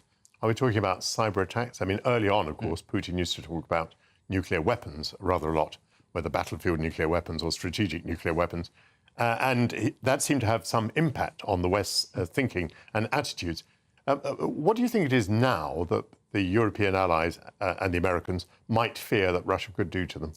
I think there's still a fear of nuclear weapons, obviously less for the US, but who are not going to be directly in the firing line, but perhaps in Europe, or maybe tactical nuclear weapons on the battlefield. There's the other worry, I think, is a broader geopolitical worry, because you have allies of Russia and North Korea, and to a lesser extent China, and the West is sort of trying to balance various different issues, China and Taiwan, the North Korea in that vicinity, and while at the same time dealing with the Middle East crisis. I think the West is slightly worried that Russia's allies will start exerting greater pressure. But again, we haven't seen that after this incursion on Russian territory. Candice, do you think we should be fairly gung-ho and say, well, if Challenger tanks are being used in Russia, then why not go further with the Storm Shadow missiles? Storm Shadow missiles, are a pretty effective weapon. They're much more effective than a Challenger tank. They have more strategic rather than tactical value. Do you think we should be gung-ho and say, well, if we've crossed this particular Rubicon, let's go ahead with Storm Shadow as well? I'm not sure. I don't want to play the armchair general. I think I am naturally just curious about these situations, just from my knowledge of history, just how things can escalate, and just thinking about in terms of conflict, if one side feels like they're getting backed up against a wall, they may respond more viciously. How does Russia respond, of course? You mentioned that. Would they respond militarily, or would it be upping the cyber warfare? Because they are in an information war with us. I mean, Richard Dearlove, the former head of MI6, has said, we sometimes underestimate that. They see themselves as in an existential battle with us. We haven't quite grasped that. Perhaps that they would try to do more in that area. And, we do have very febrile political discourse at the moment that Russia does seek to undermine. I mean, they have been fingered for kind of spreading conspiracy theories and creating a lot of confusion and negativity. And we could see more of that. And I think that can actually be quite damaging. Do you think the incursion into Russia has been an escalation? If you were the British government, would you be saying to Zelensky, oh, steady on, old chap, that's a whole new front you've opened up there? I think so. I think it is. I mean, going into the Russian homeland absolutely is. I think they've been quite clever, actually. They found a vulnerability. So they found that this is somewhere where Russia's vulnerable, and they've shown that they're not totally on the back foot, because I think the perception was growing that the Ukraine wasn't doing too well, and that this was very much a stalemate and they were going to have to come to terms. Perhaps they see that, and that has been reported, that they will view this, the Ukraine, as possibly bringing Russia to negotiate, not necessarily from such a position of weakness anymore. Bill, I wouldn't agree with Candice when she said that she regards the incursion into Russia as an escalation, because otherwise it seems to me an asymmetric war is being fought. Yes. If Russia is allowed to invade Ukraine, but Ukraine can't enter Russia, that seems to be an asymmetric war. What is your reaction to what the Ukrainians have managed to achieve this month? I broadly support it. However, with the caveat, they didn't inform the US, they didn't inform us or other partners that it was happening, and the Russians appear to accept that that's the reality. It might have been more challenging if we'd been party to the decision. But I think they've had significant impact. There are 250,000 Russians displaced, and it's really interesting looking at some of the commentary of what's happening in Russia. Putin's authority has been significantly undermined. Even previously slavishly devoted commentators are beginning to question where this is going. So I think it's been a good move. I think we should support Ukraine. You raised the point about the Storm Shadow cruise missiles. My understanding is that we're in favour of their deployment within Russia, but we need the agreements of the French, the Italians and the US. And that's not happening at the moment. And I think the tonal change this week is the UK government being far more open about the military support that we are giving to Ukraine in order to encourage others, particularly the Europeans, where the Germans have actually frozen their aid in the last few days, to do more. And let's just think about the United States for a moment. We saw earlier in the year that you don't actually need Donald Trump to be president of the United States for the aid to Ukraine to dry up. That can happen within the legislature. Yeah. So one way or another, there is a possibility that it will dry up. Do you see the Ukrainian move as significant? Do you see it as clever in that context? Because if they're going to be forced against their will to the negotiating table, they do now have a bargaining chip. They have some Russian territory. And I think, and Zelensky's actually said that publicly in the last few days, that it gives them potentially a bargaining chip when we get to negotiations, which must inevitably come. I mean, my understanding was that there were talks that were due to start this week, brokered by the Qataris. Because of this, it's been postponed, not cancelled by the Russians. But yes, it does give the Ukrainians some leverage. Sam, I'm interested in your reaction as a lawyer, as a barrister. Do you find it interesting to watch the way in which law, international law, develops, as it were, on the hoof during a conflict like this? Can we say that perspectives have been changing, that the way that legal people look at the war has changed during the course of the campaign? I think to an extent. I think the bigger lesson for international law with the campaign is it demonstrates the danger of stepping away from international legal norms. And for a long time with Russia, we allowed Russia to effectively subvert international law and to act outside of it. And as a result, those norms degraded, and other states thought they could do the same thing, and Putin thought he could act even further outside those legal norms. So what we see, unlike it with domestic law, where if you break the law, the police come round to your house, international law is only as strong as the states of the world are prepared to make it. And the Russia conflict and other conflicts as well that are going on show the importance of the West standing incredibly firm on those rules, rather than, because if you give states like Russia an inch, they will take a mile. Candice, I raise the following subject most weeks on this programme because it worries me so much. In 1938, there was the Munich Agreement, which meant that after Czechoslovakia had been invaded by Nazi Germany, we presided over an agreement with the French in which we sanctified the seizing of this territory. And I'm afraid there appears to be quite a strong possibility, given politics in the United States, that at some point Zelensky will be asked to come to terms with the loss of territory from Ukraine to Russia. How would you feel about that? How would I feel about it? I think that they probably are going to have to give up some territory. If I think about it in terms of realpolitik, I think they are going to have to give up some territory. But I do think that what they have shown, and I hope that they have shown this decisively, is that you cannot just invade a sovereign country and we will just allow you to do it. I think that other countries surrounding Russia have memories of this. The Eastern Europeans, they have been invaded many times, and that's why they took such a firm stance. And I think that it was really important that so many countries in the West came together to oppose it. But I do think that Russia, though it has become somewhat of a pariah amongst Western states, has sidled up to the BRICS countries more, and they haven't necessarily condemned Russia, and they haven't necessarily been as supportive of Ukraine. So I think that they would also ask of Ukraine that they probably will have to give up some territory to bring this conflict to an end. Bill, how do you feel about what I'm terming a second Munich? I think it's a real concern and worry. And if we get a Trump presidency, which I think is now less likely with Harris, I think that will be a challenge. And what will be really important in those circumstances is that Europe, the other NATO nations, stand together, one in support of NATO, but two in support of Ukraine. And our government, particularly given the size of Keir Starmer's electoral mandate, is going to have to take on the leadership role within that scenario to try and, if it is a Trump presidency, to wean him off his campaign rhetoric and isolationism and move towards a greater realpolitik that Russia has to be resisted, given what it's done in Ukraine. It seems that Trump takes a lot of persuasion on this point. Please, Sam, respond to this as well. How do you feel about this possible scenario of the Ukrainians being forced to give up territory to the invader? I think it would be catastrophic geopolitically, actually. I think it would be a signal. And we've sent a lot of signals that aggression works to Russia. We sent that signal in Syria, we sent it in Crimea, and that's how we ended up with the Ukraine.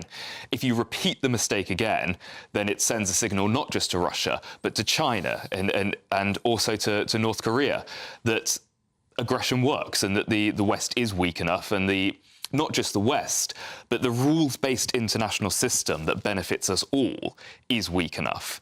And so I think if Donald Trump is elected, the UK has to become the sort of world leader it hasn't been for a long time in demanding a really very strong stance against Russia in that way. Very, very interesting. Thank you very much. It was well worth having a discussion on that. Sam Fowles, Candice Holsworth and Bill Rammell.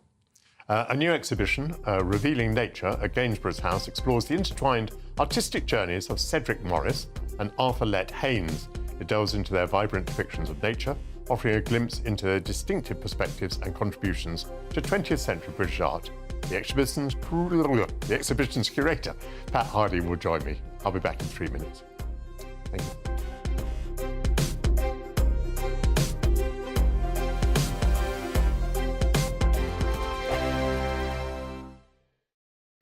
I'm Michelle Dewberry, and this is GB News, Britain's news channel.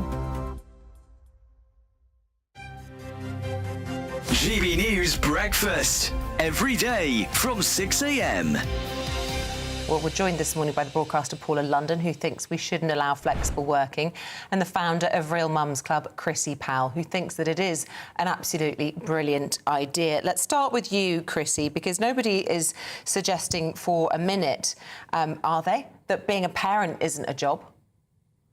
Parenting a job itself, but I think flexible working, where it really comes into play, is it provides a gateway for those parents that currently cannot work. It provides them a gateway into the working world. I think it's a fantastic idea, and I think every single employer should look into that as an option. It's a fantastic idea, Chrissy, unless you're an employer. I would have thought you can't get people through sickness, through holiday, through when they want to work and when they don't want to work. Why even bother thinking about working? Why not just get paid for sitting at home doing nothing? Because flexibility isn't just about term time only contracts. I myself, as a working mum, having a flexible employer, it means that I can still continue my work duties when children are ill. Recently, my daughter had a huge allergic reaction. It resulted into an A&E trip. If that wasn't a flexible employee, it would mean I'd have to have time off. Whether that's paid or unpaid, it can be detrimental to the employer and the employee. So by allowing me to work from home and offering more flexibility, employers offer different time scales. So it doesn't always mean that you have to work a 9 to 5 anymore. It might mean that you're best suited to work later on in the evening and pick up your work that way. I just think it's fantastic. GB News, the People's Channel. I'm Christopher Hope. From pop stars to politicians, I'll interview anybody in a pub who's got a political opinion. Join me every Friday on Spotify, Apple Podcasts, YouTube or gbnews.com, or wherever you get your podcasts. This is GB News, the People's Channel. I'm Stephen Dixon, and thanks for joining us on GB News, Britain's news channel. If you want your news to be straight talking, this is a nightmare for the Conservatives again. Down to earth. It's not just Nottingham where this is happening, is it? And most importantly, honest. Hard-working, middle-class taxpayers, they'll get their book thrown at them. Then catch me, Martin Daubney, Monday to Friday, 3 till 6 p.m. on GB News, Britain's news channel. I'm Tom Harwood. This is GB News, Britain's news channel.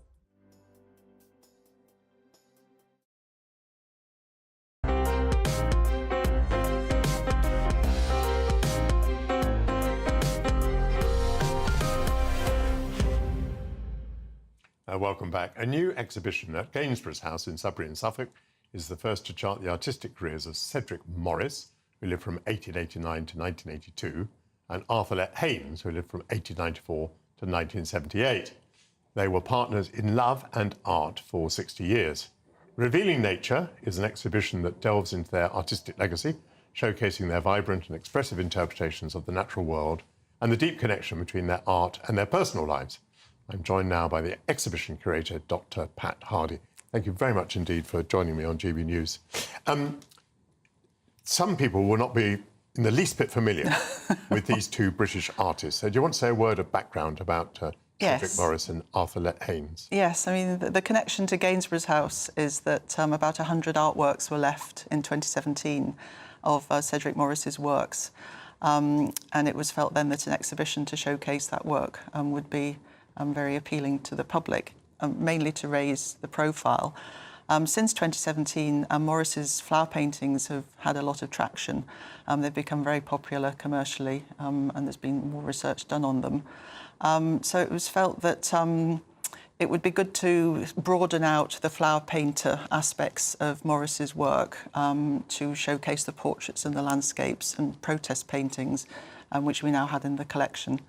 And it was also thought important that his partner, as you mentioned, for 60 years, Let-Haynes, was also given some profile because he very much fell away into the shadows because he was promoting Morris's work and running the school, which was set up nearby, near Sudbury, near Gainsborough's house at Hadley, which was a very different type of art school. And a lot of people, both artists and locals, do remember it having been in operation and how wild it was and how bohemian they were. So it's felt to be a good story in personal terms, but also artistically to try and place these two, particularly Morris, in the 20th century art world. So Cedric Morris painted very beautiful paintings of flowers, of gardens. He did. They strike me as a very approachable art indeed. I'm interested to say they've become popular and valuable in recent times. So he's doing that well. Now, Arthur Let-Haynes is altogether something different. I mean, his art goes through many progressions during his lifetime, and he seems, on the face of it, to dabble with some quite dark subjects, some quite surrealistic subjects. There are all sorts of shadowy figures, somewhat grotesque figures and so on. He was down a different route altogether. And it's interesting because they both started out in the 1920s Parisian art world. As soon as they met on Armistice Night in 1918, apparently they fell in love. Because homosexuality was illegal in Britain, they very quickly moved to Paris and they set up their base there. But they crisscrossed the continent to Spain, Italy, Germany, basically absorbing all these influences. And Let-Haynes particularly was very attracted to surrealism, and that stayed with him all his life. So a lot of his works have never been shown in the public domain before. They're mainly private collections. So we're very excited to have assembled such a rich kind of array of works by him to complement the vivid colour and the wonderful compositional pieces that Morris was producing.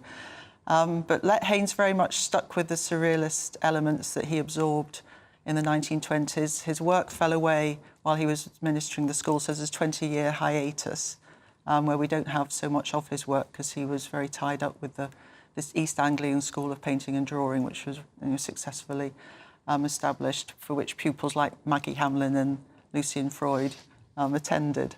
Would you say some more about that? Tell me about the influence on those two painters that you just mentioned. Well, both of them have constantly said that both Morris and Let-Haynes were seminal, really, to their art or fame and celebrity.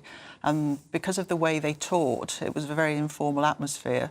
I think possibly because both Morris and Let-Haynes themselves had never been formally trained. They had this school at Benton End where there were lots of garden classes outside. They were taught to look very, very carefully. And I think that's the key point that both artists have made, that both Morris and Let-Haynes basically taught them to observe the natural life and observe the landscape and observe their subject matter in a very different way from perhaps they would have had at the Slade or the Royal College of Art. I've picked up your very excellent catalogue with an essay written by you. But Maggie Hamlin has contributed this as well, is that right? Yes, she has. She's written a very interesting interview about how she first arrived at the school at a very young age, 15, and how they took her in. And she was sort of warmly welcomed, and it very much became a home for her. And she actually calls Let-Haynes father. I think he was such a strong influence as a mentor and a teacher. The exhibition runs from when to when? It's opened. It opened in July and it finishes on the 3rd of November. And then we're very fortunate because Charleston, the Bloomsbury set venue down in Firle in Sussex, have said that they'd be delighted to take it as a second venue. So it will open there on the 16th of November when it closes with us. And it's been a lot of work for you because you had a lot of Cedric Morris, but you've had to borrow from private collectors much of the rest. We've got about 100 artworks, so it's a big show. But the Gainsborough's house, it had a huge renovation, opened October 2022, massive temporary gallery spaces that need to be filled, and this really, fits the bill, so we're very pleased. Marvellous. Thank you very much, Dr. Pat Hardy. And coming up, we'll be shaken and possibly stirred as I'm joined by Sean McCluskey, whose father, John McCluskey's comic strips for the Express in the 1950s and 60s came to define the character of James Bond. First, your news headlines with Sam Francis.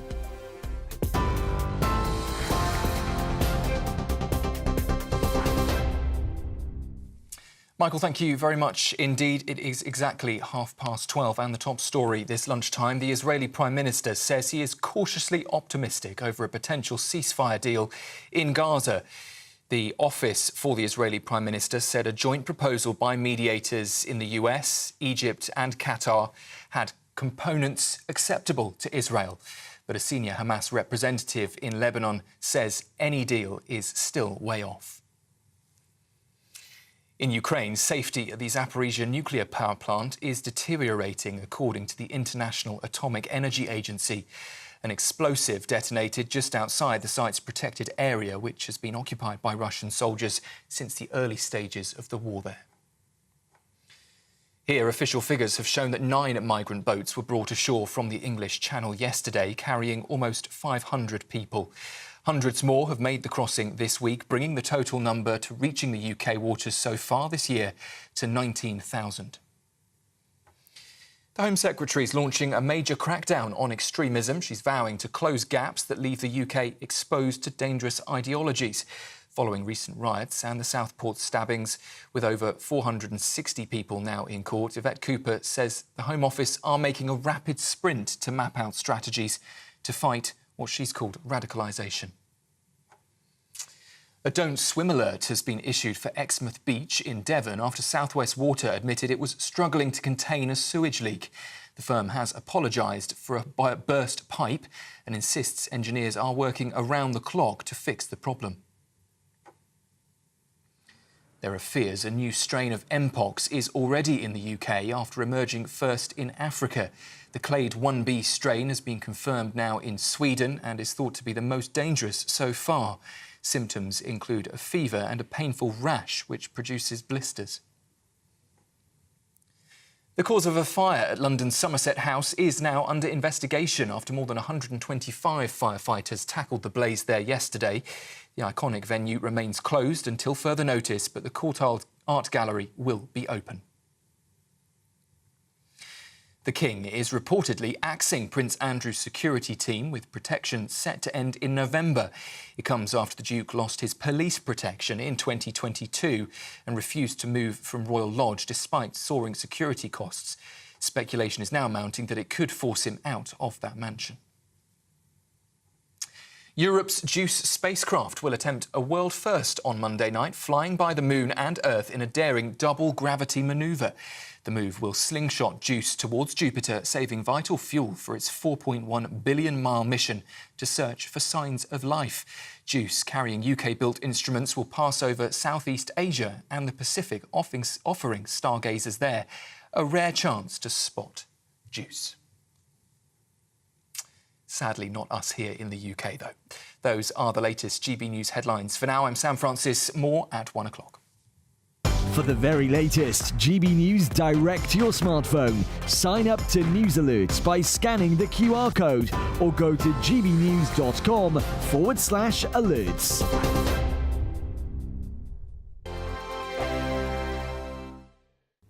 Hello and welcome to your latest GB News weather update from the Met Office. A couple of showers around today, but actually lots of sunshine and it will be dry for much of the UK. And that's because we have high pressure over the Azores, and that'll be extending a ridge across the southern half of the UK, and that'll be acting to settle down the weather, killing off most of those showers, and it'll be a mostly fine afternoon. There will be a couple of showers around, mainly for the northwest of England and certainly for the west of Scotland, but actually lots of the UK seeing plenty of sunny spells and central parts seeing more sunshine than we saw yesterday. Further north, though, we do still have this keen westerly breeze pushing into western Scotland, and with temperatures there in the mid-teens still feeling quite chilly, but further south, 24, 25 is a top temperature and feeling quite pleasant in that sunshine too. A fairly fine afternoon for much of the southern half of the UK, but that rain will continue to push into western Scotland. Some sunshine, though, across eastern Scotland, and it will be still that wind continuing on through the western coasts. Northern Ireland staying largely dry, and over the high ground of northwest England there still will be some drizzly outbreaks. But again, lots of evening sunshine for Wales and much of the south. We start to get some drizzly showers moving into the southwest later on into the evening. But for most of the country, we do have a largely clear night, and we've got lots of clear spells. Rain and drizzle beginning to move into the northwest of Scotland, and some drizzly showers moving into the southwest and parts of Wales as well. Cool, though, ahead of this cloud, temperatures down into single figures in some eastern parts, with a few mist and fog patches that will burn away quickly during the morning. But the main feature, we've got this cloud and rain moving in from the west, a strong southerly breeze picking up through the Irish Sea, and we'll start to see heavy rain arriving from early afternoon, spreading into particularly parts of southwest Scotland. Temperatures will be at the best mid to high teens under this cloud and rain and feeling quite chilly. Warm still, though, in the southeast. I'm Patrick Christie's. Every weeknight from 9, I bring you 2 hours of unmissable, explosive debate and headline-grabbing interviews. What impact has that had? We got death threats and the bomb threats on. As time passes, she could have said storm. You made my argument for me. My guest and I tackle the issues that really matter, with a sharp take on every story. It went everywhere. Something practical could be done. I can become something different. Patrick Christie's tonight from 9 p.m. only on GB News, Britain's news channel. Are the newspapers getting you down? My wife didn't divorce me that month. Struggling to separate the wheat from the chaff? I know that it's a bit of a circus at the best of times. Well, don't worry, Headliners has got you covered. We'll take the burden of reading the day's news, and if we get depressed, who cares? It's an occupational hazard, frankly. That's Headliners on GB News from 11 p.m. till midnight, and the following morning, 5 till 6 a.m. on GB News, the comedy channel. Nah, just kidding. Britain's news channel.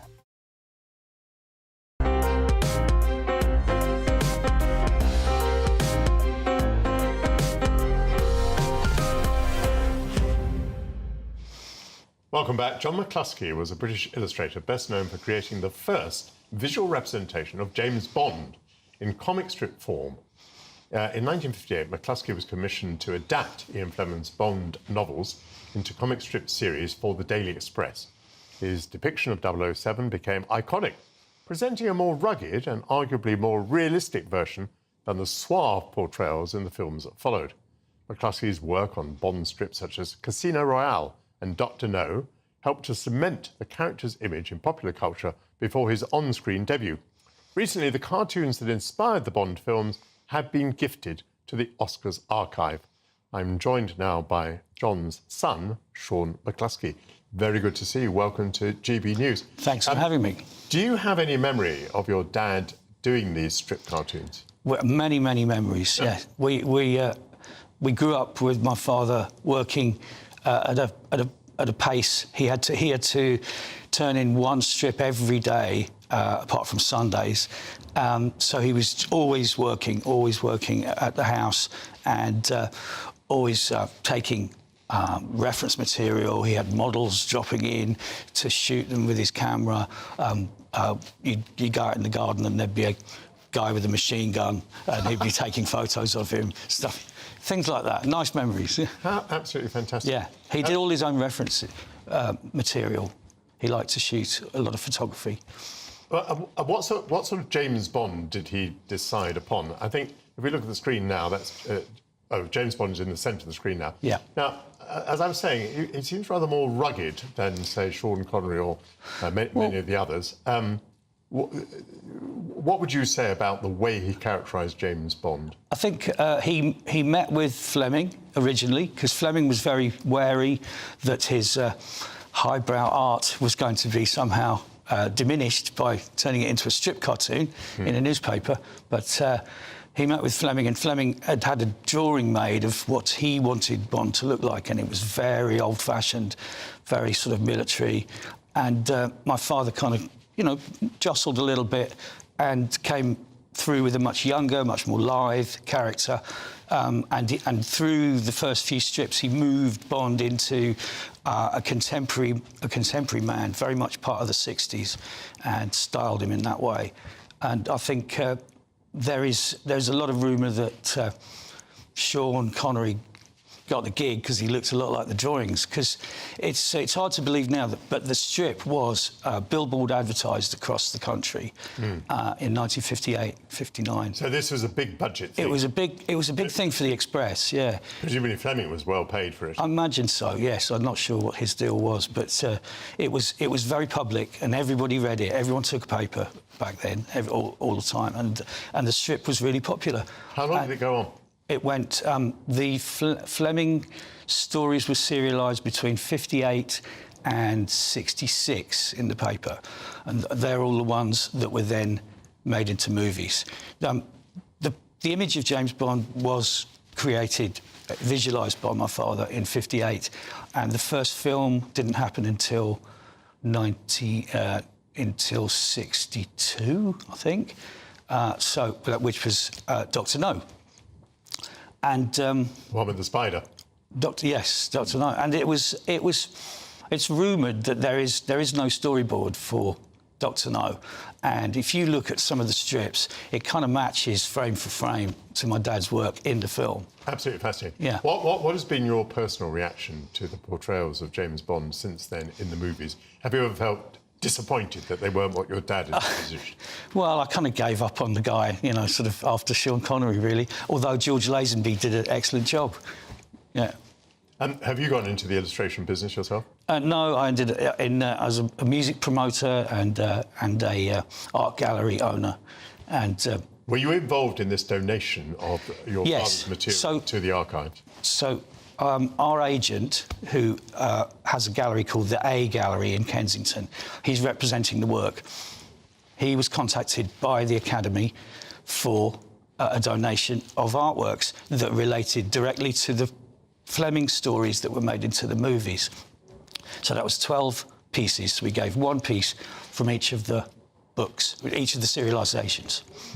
And they accepted it very happily, and it will be on display at their new museum on Wiltshire in Hollywood shortly. Wiltshire Boulevard. Now, apart from the ones that we've been showing on screen, you actually brought one into the studio. Might get the camera to have a little peer at that. Tell me about that one. Does that sit on your wall at home at the moment? This one I'm keeping. Yes, it stays on the wall at home. It has a lovely frame where James Bond's reading a copy of the Daily Express in it. I think the Express liked him to plug the paper occasionally in their own paper. That's absolutely brilliant.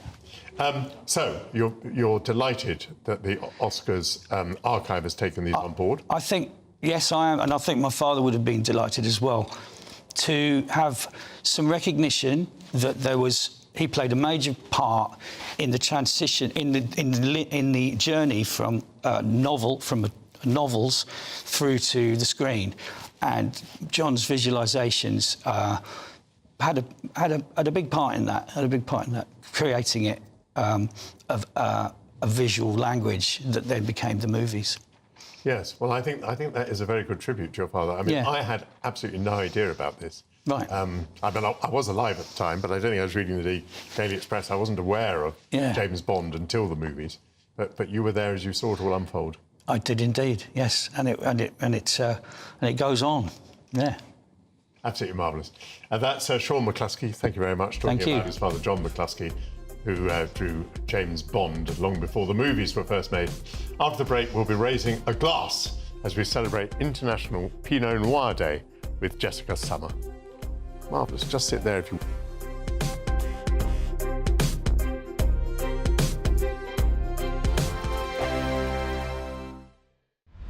This is GB News, Britain's news channel. Well, to enrich us on the best cheeses and wine to buy, I'm delighted to be joined by the CEO of Inflorescence, Jacinta Madison-Wilson.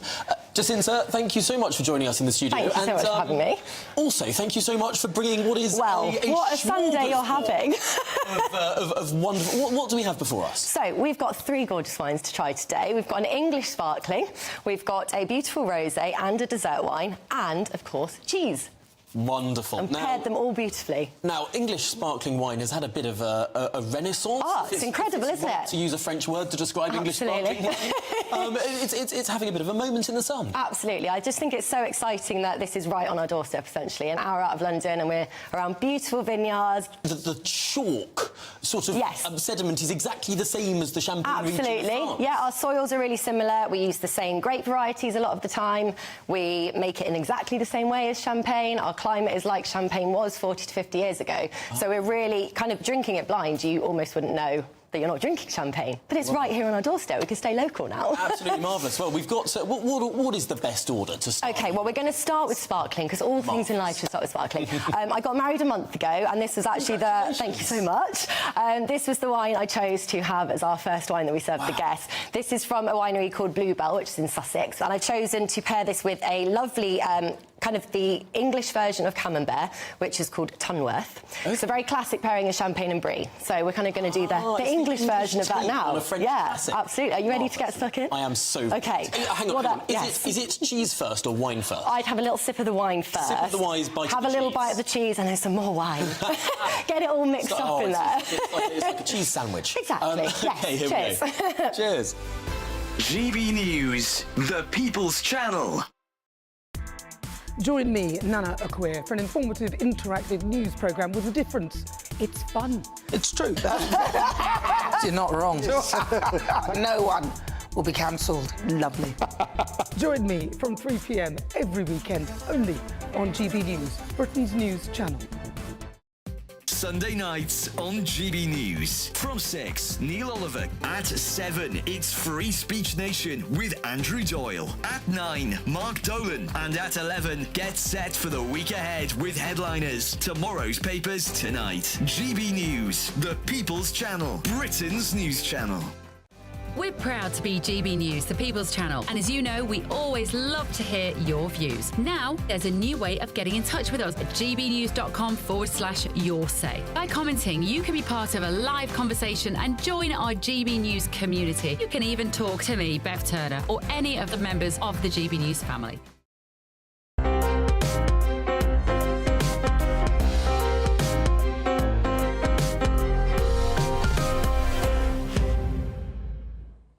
Welcome back. International Pinot Noir Day, celebrated annually on the 18th of August, honours one of the world's most beloved and versatile red wine grapes. Pinot Noir has a deep history, traced back to the Burgundy region of France as early as the 1st century. Known for its light body, complex flavours and rich heritage, Pinot Noir has earned a reputation for being both a favourite amongst wine enthusiasts and a challenging grape to cultivate. Jessica Summer, founder of Mouse & Grape, joins me now. Good morning. To see you, Hello, Jessica. you too. Thank you so much for coming in. It seems to me that in the old days we used to talk a lot about sort of Beaujolais and Claret and Burgundy, and recently we talk much more about grape types. So Pinot Noir is a grape type. It doesn't describe a region. Yes, that's correct. correct. Tell us about the grape type. So the grape variety Pinot Noir is grown all across the world. So it's very well versed. So we've got wines here from New Zealand and also from France, but you can get wines from Romania and also from the UK as well, all using Pinot Noir. It's got very thin skins, so it can be quite difficult to grow, but also it's got low tannins because that's where the tannins come from, is within those skins. So it's a very easy to drink wine, and it pairs very versatilely as well.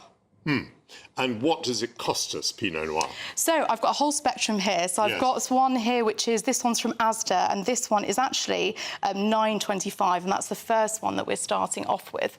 And I've actually chilled this one, Michael, because you can chill Pinot Noirs. Interesting. Cheers. But I go to Spain a lot. In Spain, we chill our red wines a lot. You'd be amazed what we chill in Spain, because it's just so terribly hot. Well, with this wine as well, because it is very fruity and it doesn't have so many of those more complex aromas, it can do with being chilled. I think when you over-chill a wine, you can sometimes dull it down, whereas this wine, I think, is excellent value and really good in terms of that kind of cherry flavour. What do you think? I think it's lovely. It's quite light, and I feel, therefore, that I could drink this for a while before I fell under the Yes, table, you probably which I could. think is a great advantage in a wine, by the way. Well, it's 13.5%. So well, that's slightly deceptive. Yeah, it is deceptive. OK, lovely. We ought to have really a little piece of cheese to cleanse our palate between one and the next. Next time I'll bring you some cheese. But we don't run to that luxury today. Are we going up the price scale a bit? We are going up the price scale, but only slightly. So this is a majestic wine, and it's a French wine. And you mentioned the Burgundy wine before, but this is actually from the Loire Valley. And the Loire is known for Cabernet Franc and Chenin Blanc, not so much for Pinot Noir.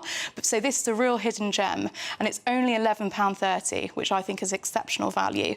And if you give it a little sniff, already you've got a little bit more complexity there. Yeah, more complexity, more body, I would imagine. Yes, definitely. And it's known for having more earthy and we call them tertiary, savoury, umami notes as well. Just yes. ventilating it over my tongue. That is a very nice wine. I think that represents extraordinary value. It is, I know. For just over £11. I completely agree. I'd be very happy drinking that with almost anything at lunch, but I mean, that would stand up to a red meat, wouldn't it? Yeah, it'd be really nice with duck. That's a classic pairing. Yeah, really good. And then you can also have it with lamb. And I know, obviously, the wrong time of the year, but Pinot Noir is really good for a Christmas dinner because of the lightness of it, so it can go with all the different aspects. No, that's fine. I mean, people need to have ideas for Christmas. So now we're going to go for a classic, which is a Bourgogne Pinot Noir. And this one, it's one that you can buy in Sainsbury's for £20. So we're going up a little bit. So we'll see what you make of this one, Michael. Well, first of all, I'm very persuaded by the label. That's yes, it's traditional, isn't it? That's quite a striking label, isn't it? My goodness. You think you're getting something serious there. Does Burgundy rely a lot on Pinot Noir? Well, Pinot Noir and Chardonnay are the only grapes that can be grown in Burgundy. Right. So those are the ones that it's famous for.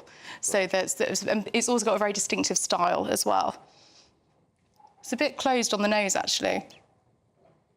Closed on the nose, meaning that we didn't get much of a smell. We thought we'd get more of a smell, didn't we? This one delivers so much more on the palate. Yeah. And actually, tasting these one after the other, you can taste the step up. I know £20 can be a little bit up there for a supermarket wine, but I do think it is worth paying that little bit more. When you drunk the wine, all sorts of marvellous things happen around the tongue. I was just about to say that. Yes, the after effect is absolutely extraordinary. Yeah, you get amazing acidity, basically, so your mouth waters. And this wine is fantastic with cheese as well, because obviously the fattiness in a cheese, you want that high acidity to refresh your palates there. Right. I see you've got one more open now. I do have one more open. So this is a real treat. This is a New Zealand Pinot Noir, and we've now jumped right up to £30. So this is from Waitrose, and I love the name of it. It's called Mount Difficulty. Which is Central Otago. And I think that really just represents the difficulty that wine growers have growing Pinot Noir. And I just think that it's a really stunning example, so I think you'll like this one. Yeah, and it's the fact that it's got those lower tannins, I mentioned that before, it just makes it really smooth and velvety and silky. Yes, very nice. And does that, by the way, mean that it's less likely to give me a headache if it has fewer tannins? Potentially, but it will still be down to how much you drink, unfortunately. We have to make that very, very clear. Yes, and this one also is a 14%. So we've actually all of these have been relatively high in alcohol, which is something to obviously keep in mind. Now, here comes the surprise. Yeah, so I want to just show how Pinot Noir is very versatile, and you can get some amazing rosé Pinot Noirs. So this one here is a Simpsons rosé, and it's an English rosé. So I know we like supporting English brands, and they're absolutely stunning English rosés. And how you make pink wine from a red grape by what? Not including all the skins in the mixture? Exactly, yes. So that's actually a really good point. So I'll explain that when we talk about this, because this is Portillo Noir, which is Idris Elba's champagne. And the key grape varieties in Champagne are Pinot Noir, Pinot Meunier and Chardonnay. And Pinot Noir is a red grape variety. So you can make white wines with red grapes, and that's all to do with the skin contact. So the amount of contact it has with the skin depends on how deep the colour is. So we're not going to try this one today, but you would swear by this, would you? I do, yes. It's £55, so it's a proper champagne part, and it's made up of those grape varieties. It's got so much great, lovely flavour and really lovely mouthfeel as well. Well, how wonderful. I think you've absolutely illustrated to us, Jessica, the versatility of Pinot Noir, and I wish you a very happy Pinot Noir Day. Thank you. Who knew there was a Pinot Noir Day every year today, August the 18th. And thank you actually to all my guests today. I particularly love to see the ones who come into the studio, which everyone has today, I think. I'll be hosting this programme next in a fortnight's time. Up next, stay tuned, it's Weekend with Dawn Neeson. August is not, as you might think, a month when the world puts up its feet, but whatever may be the tumult of the globe, I hope that your Sunday can be as restful or as energetic as you freely choose. Bye-bye.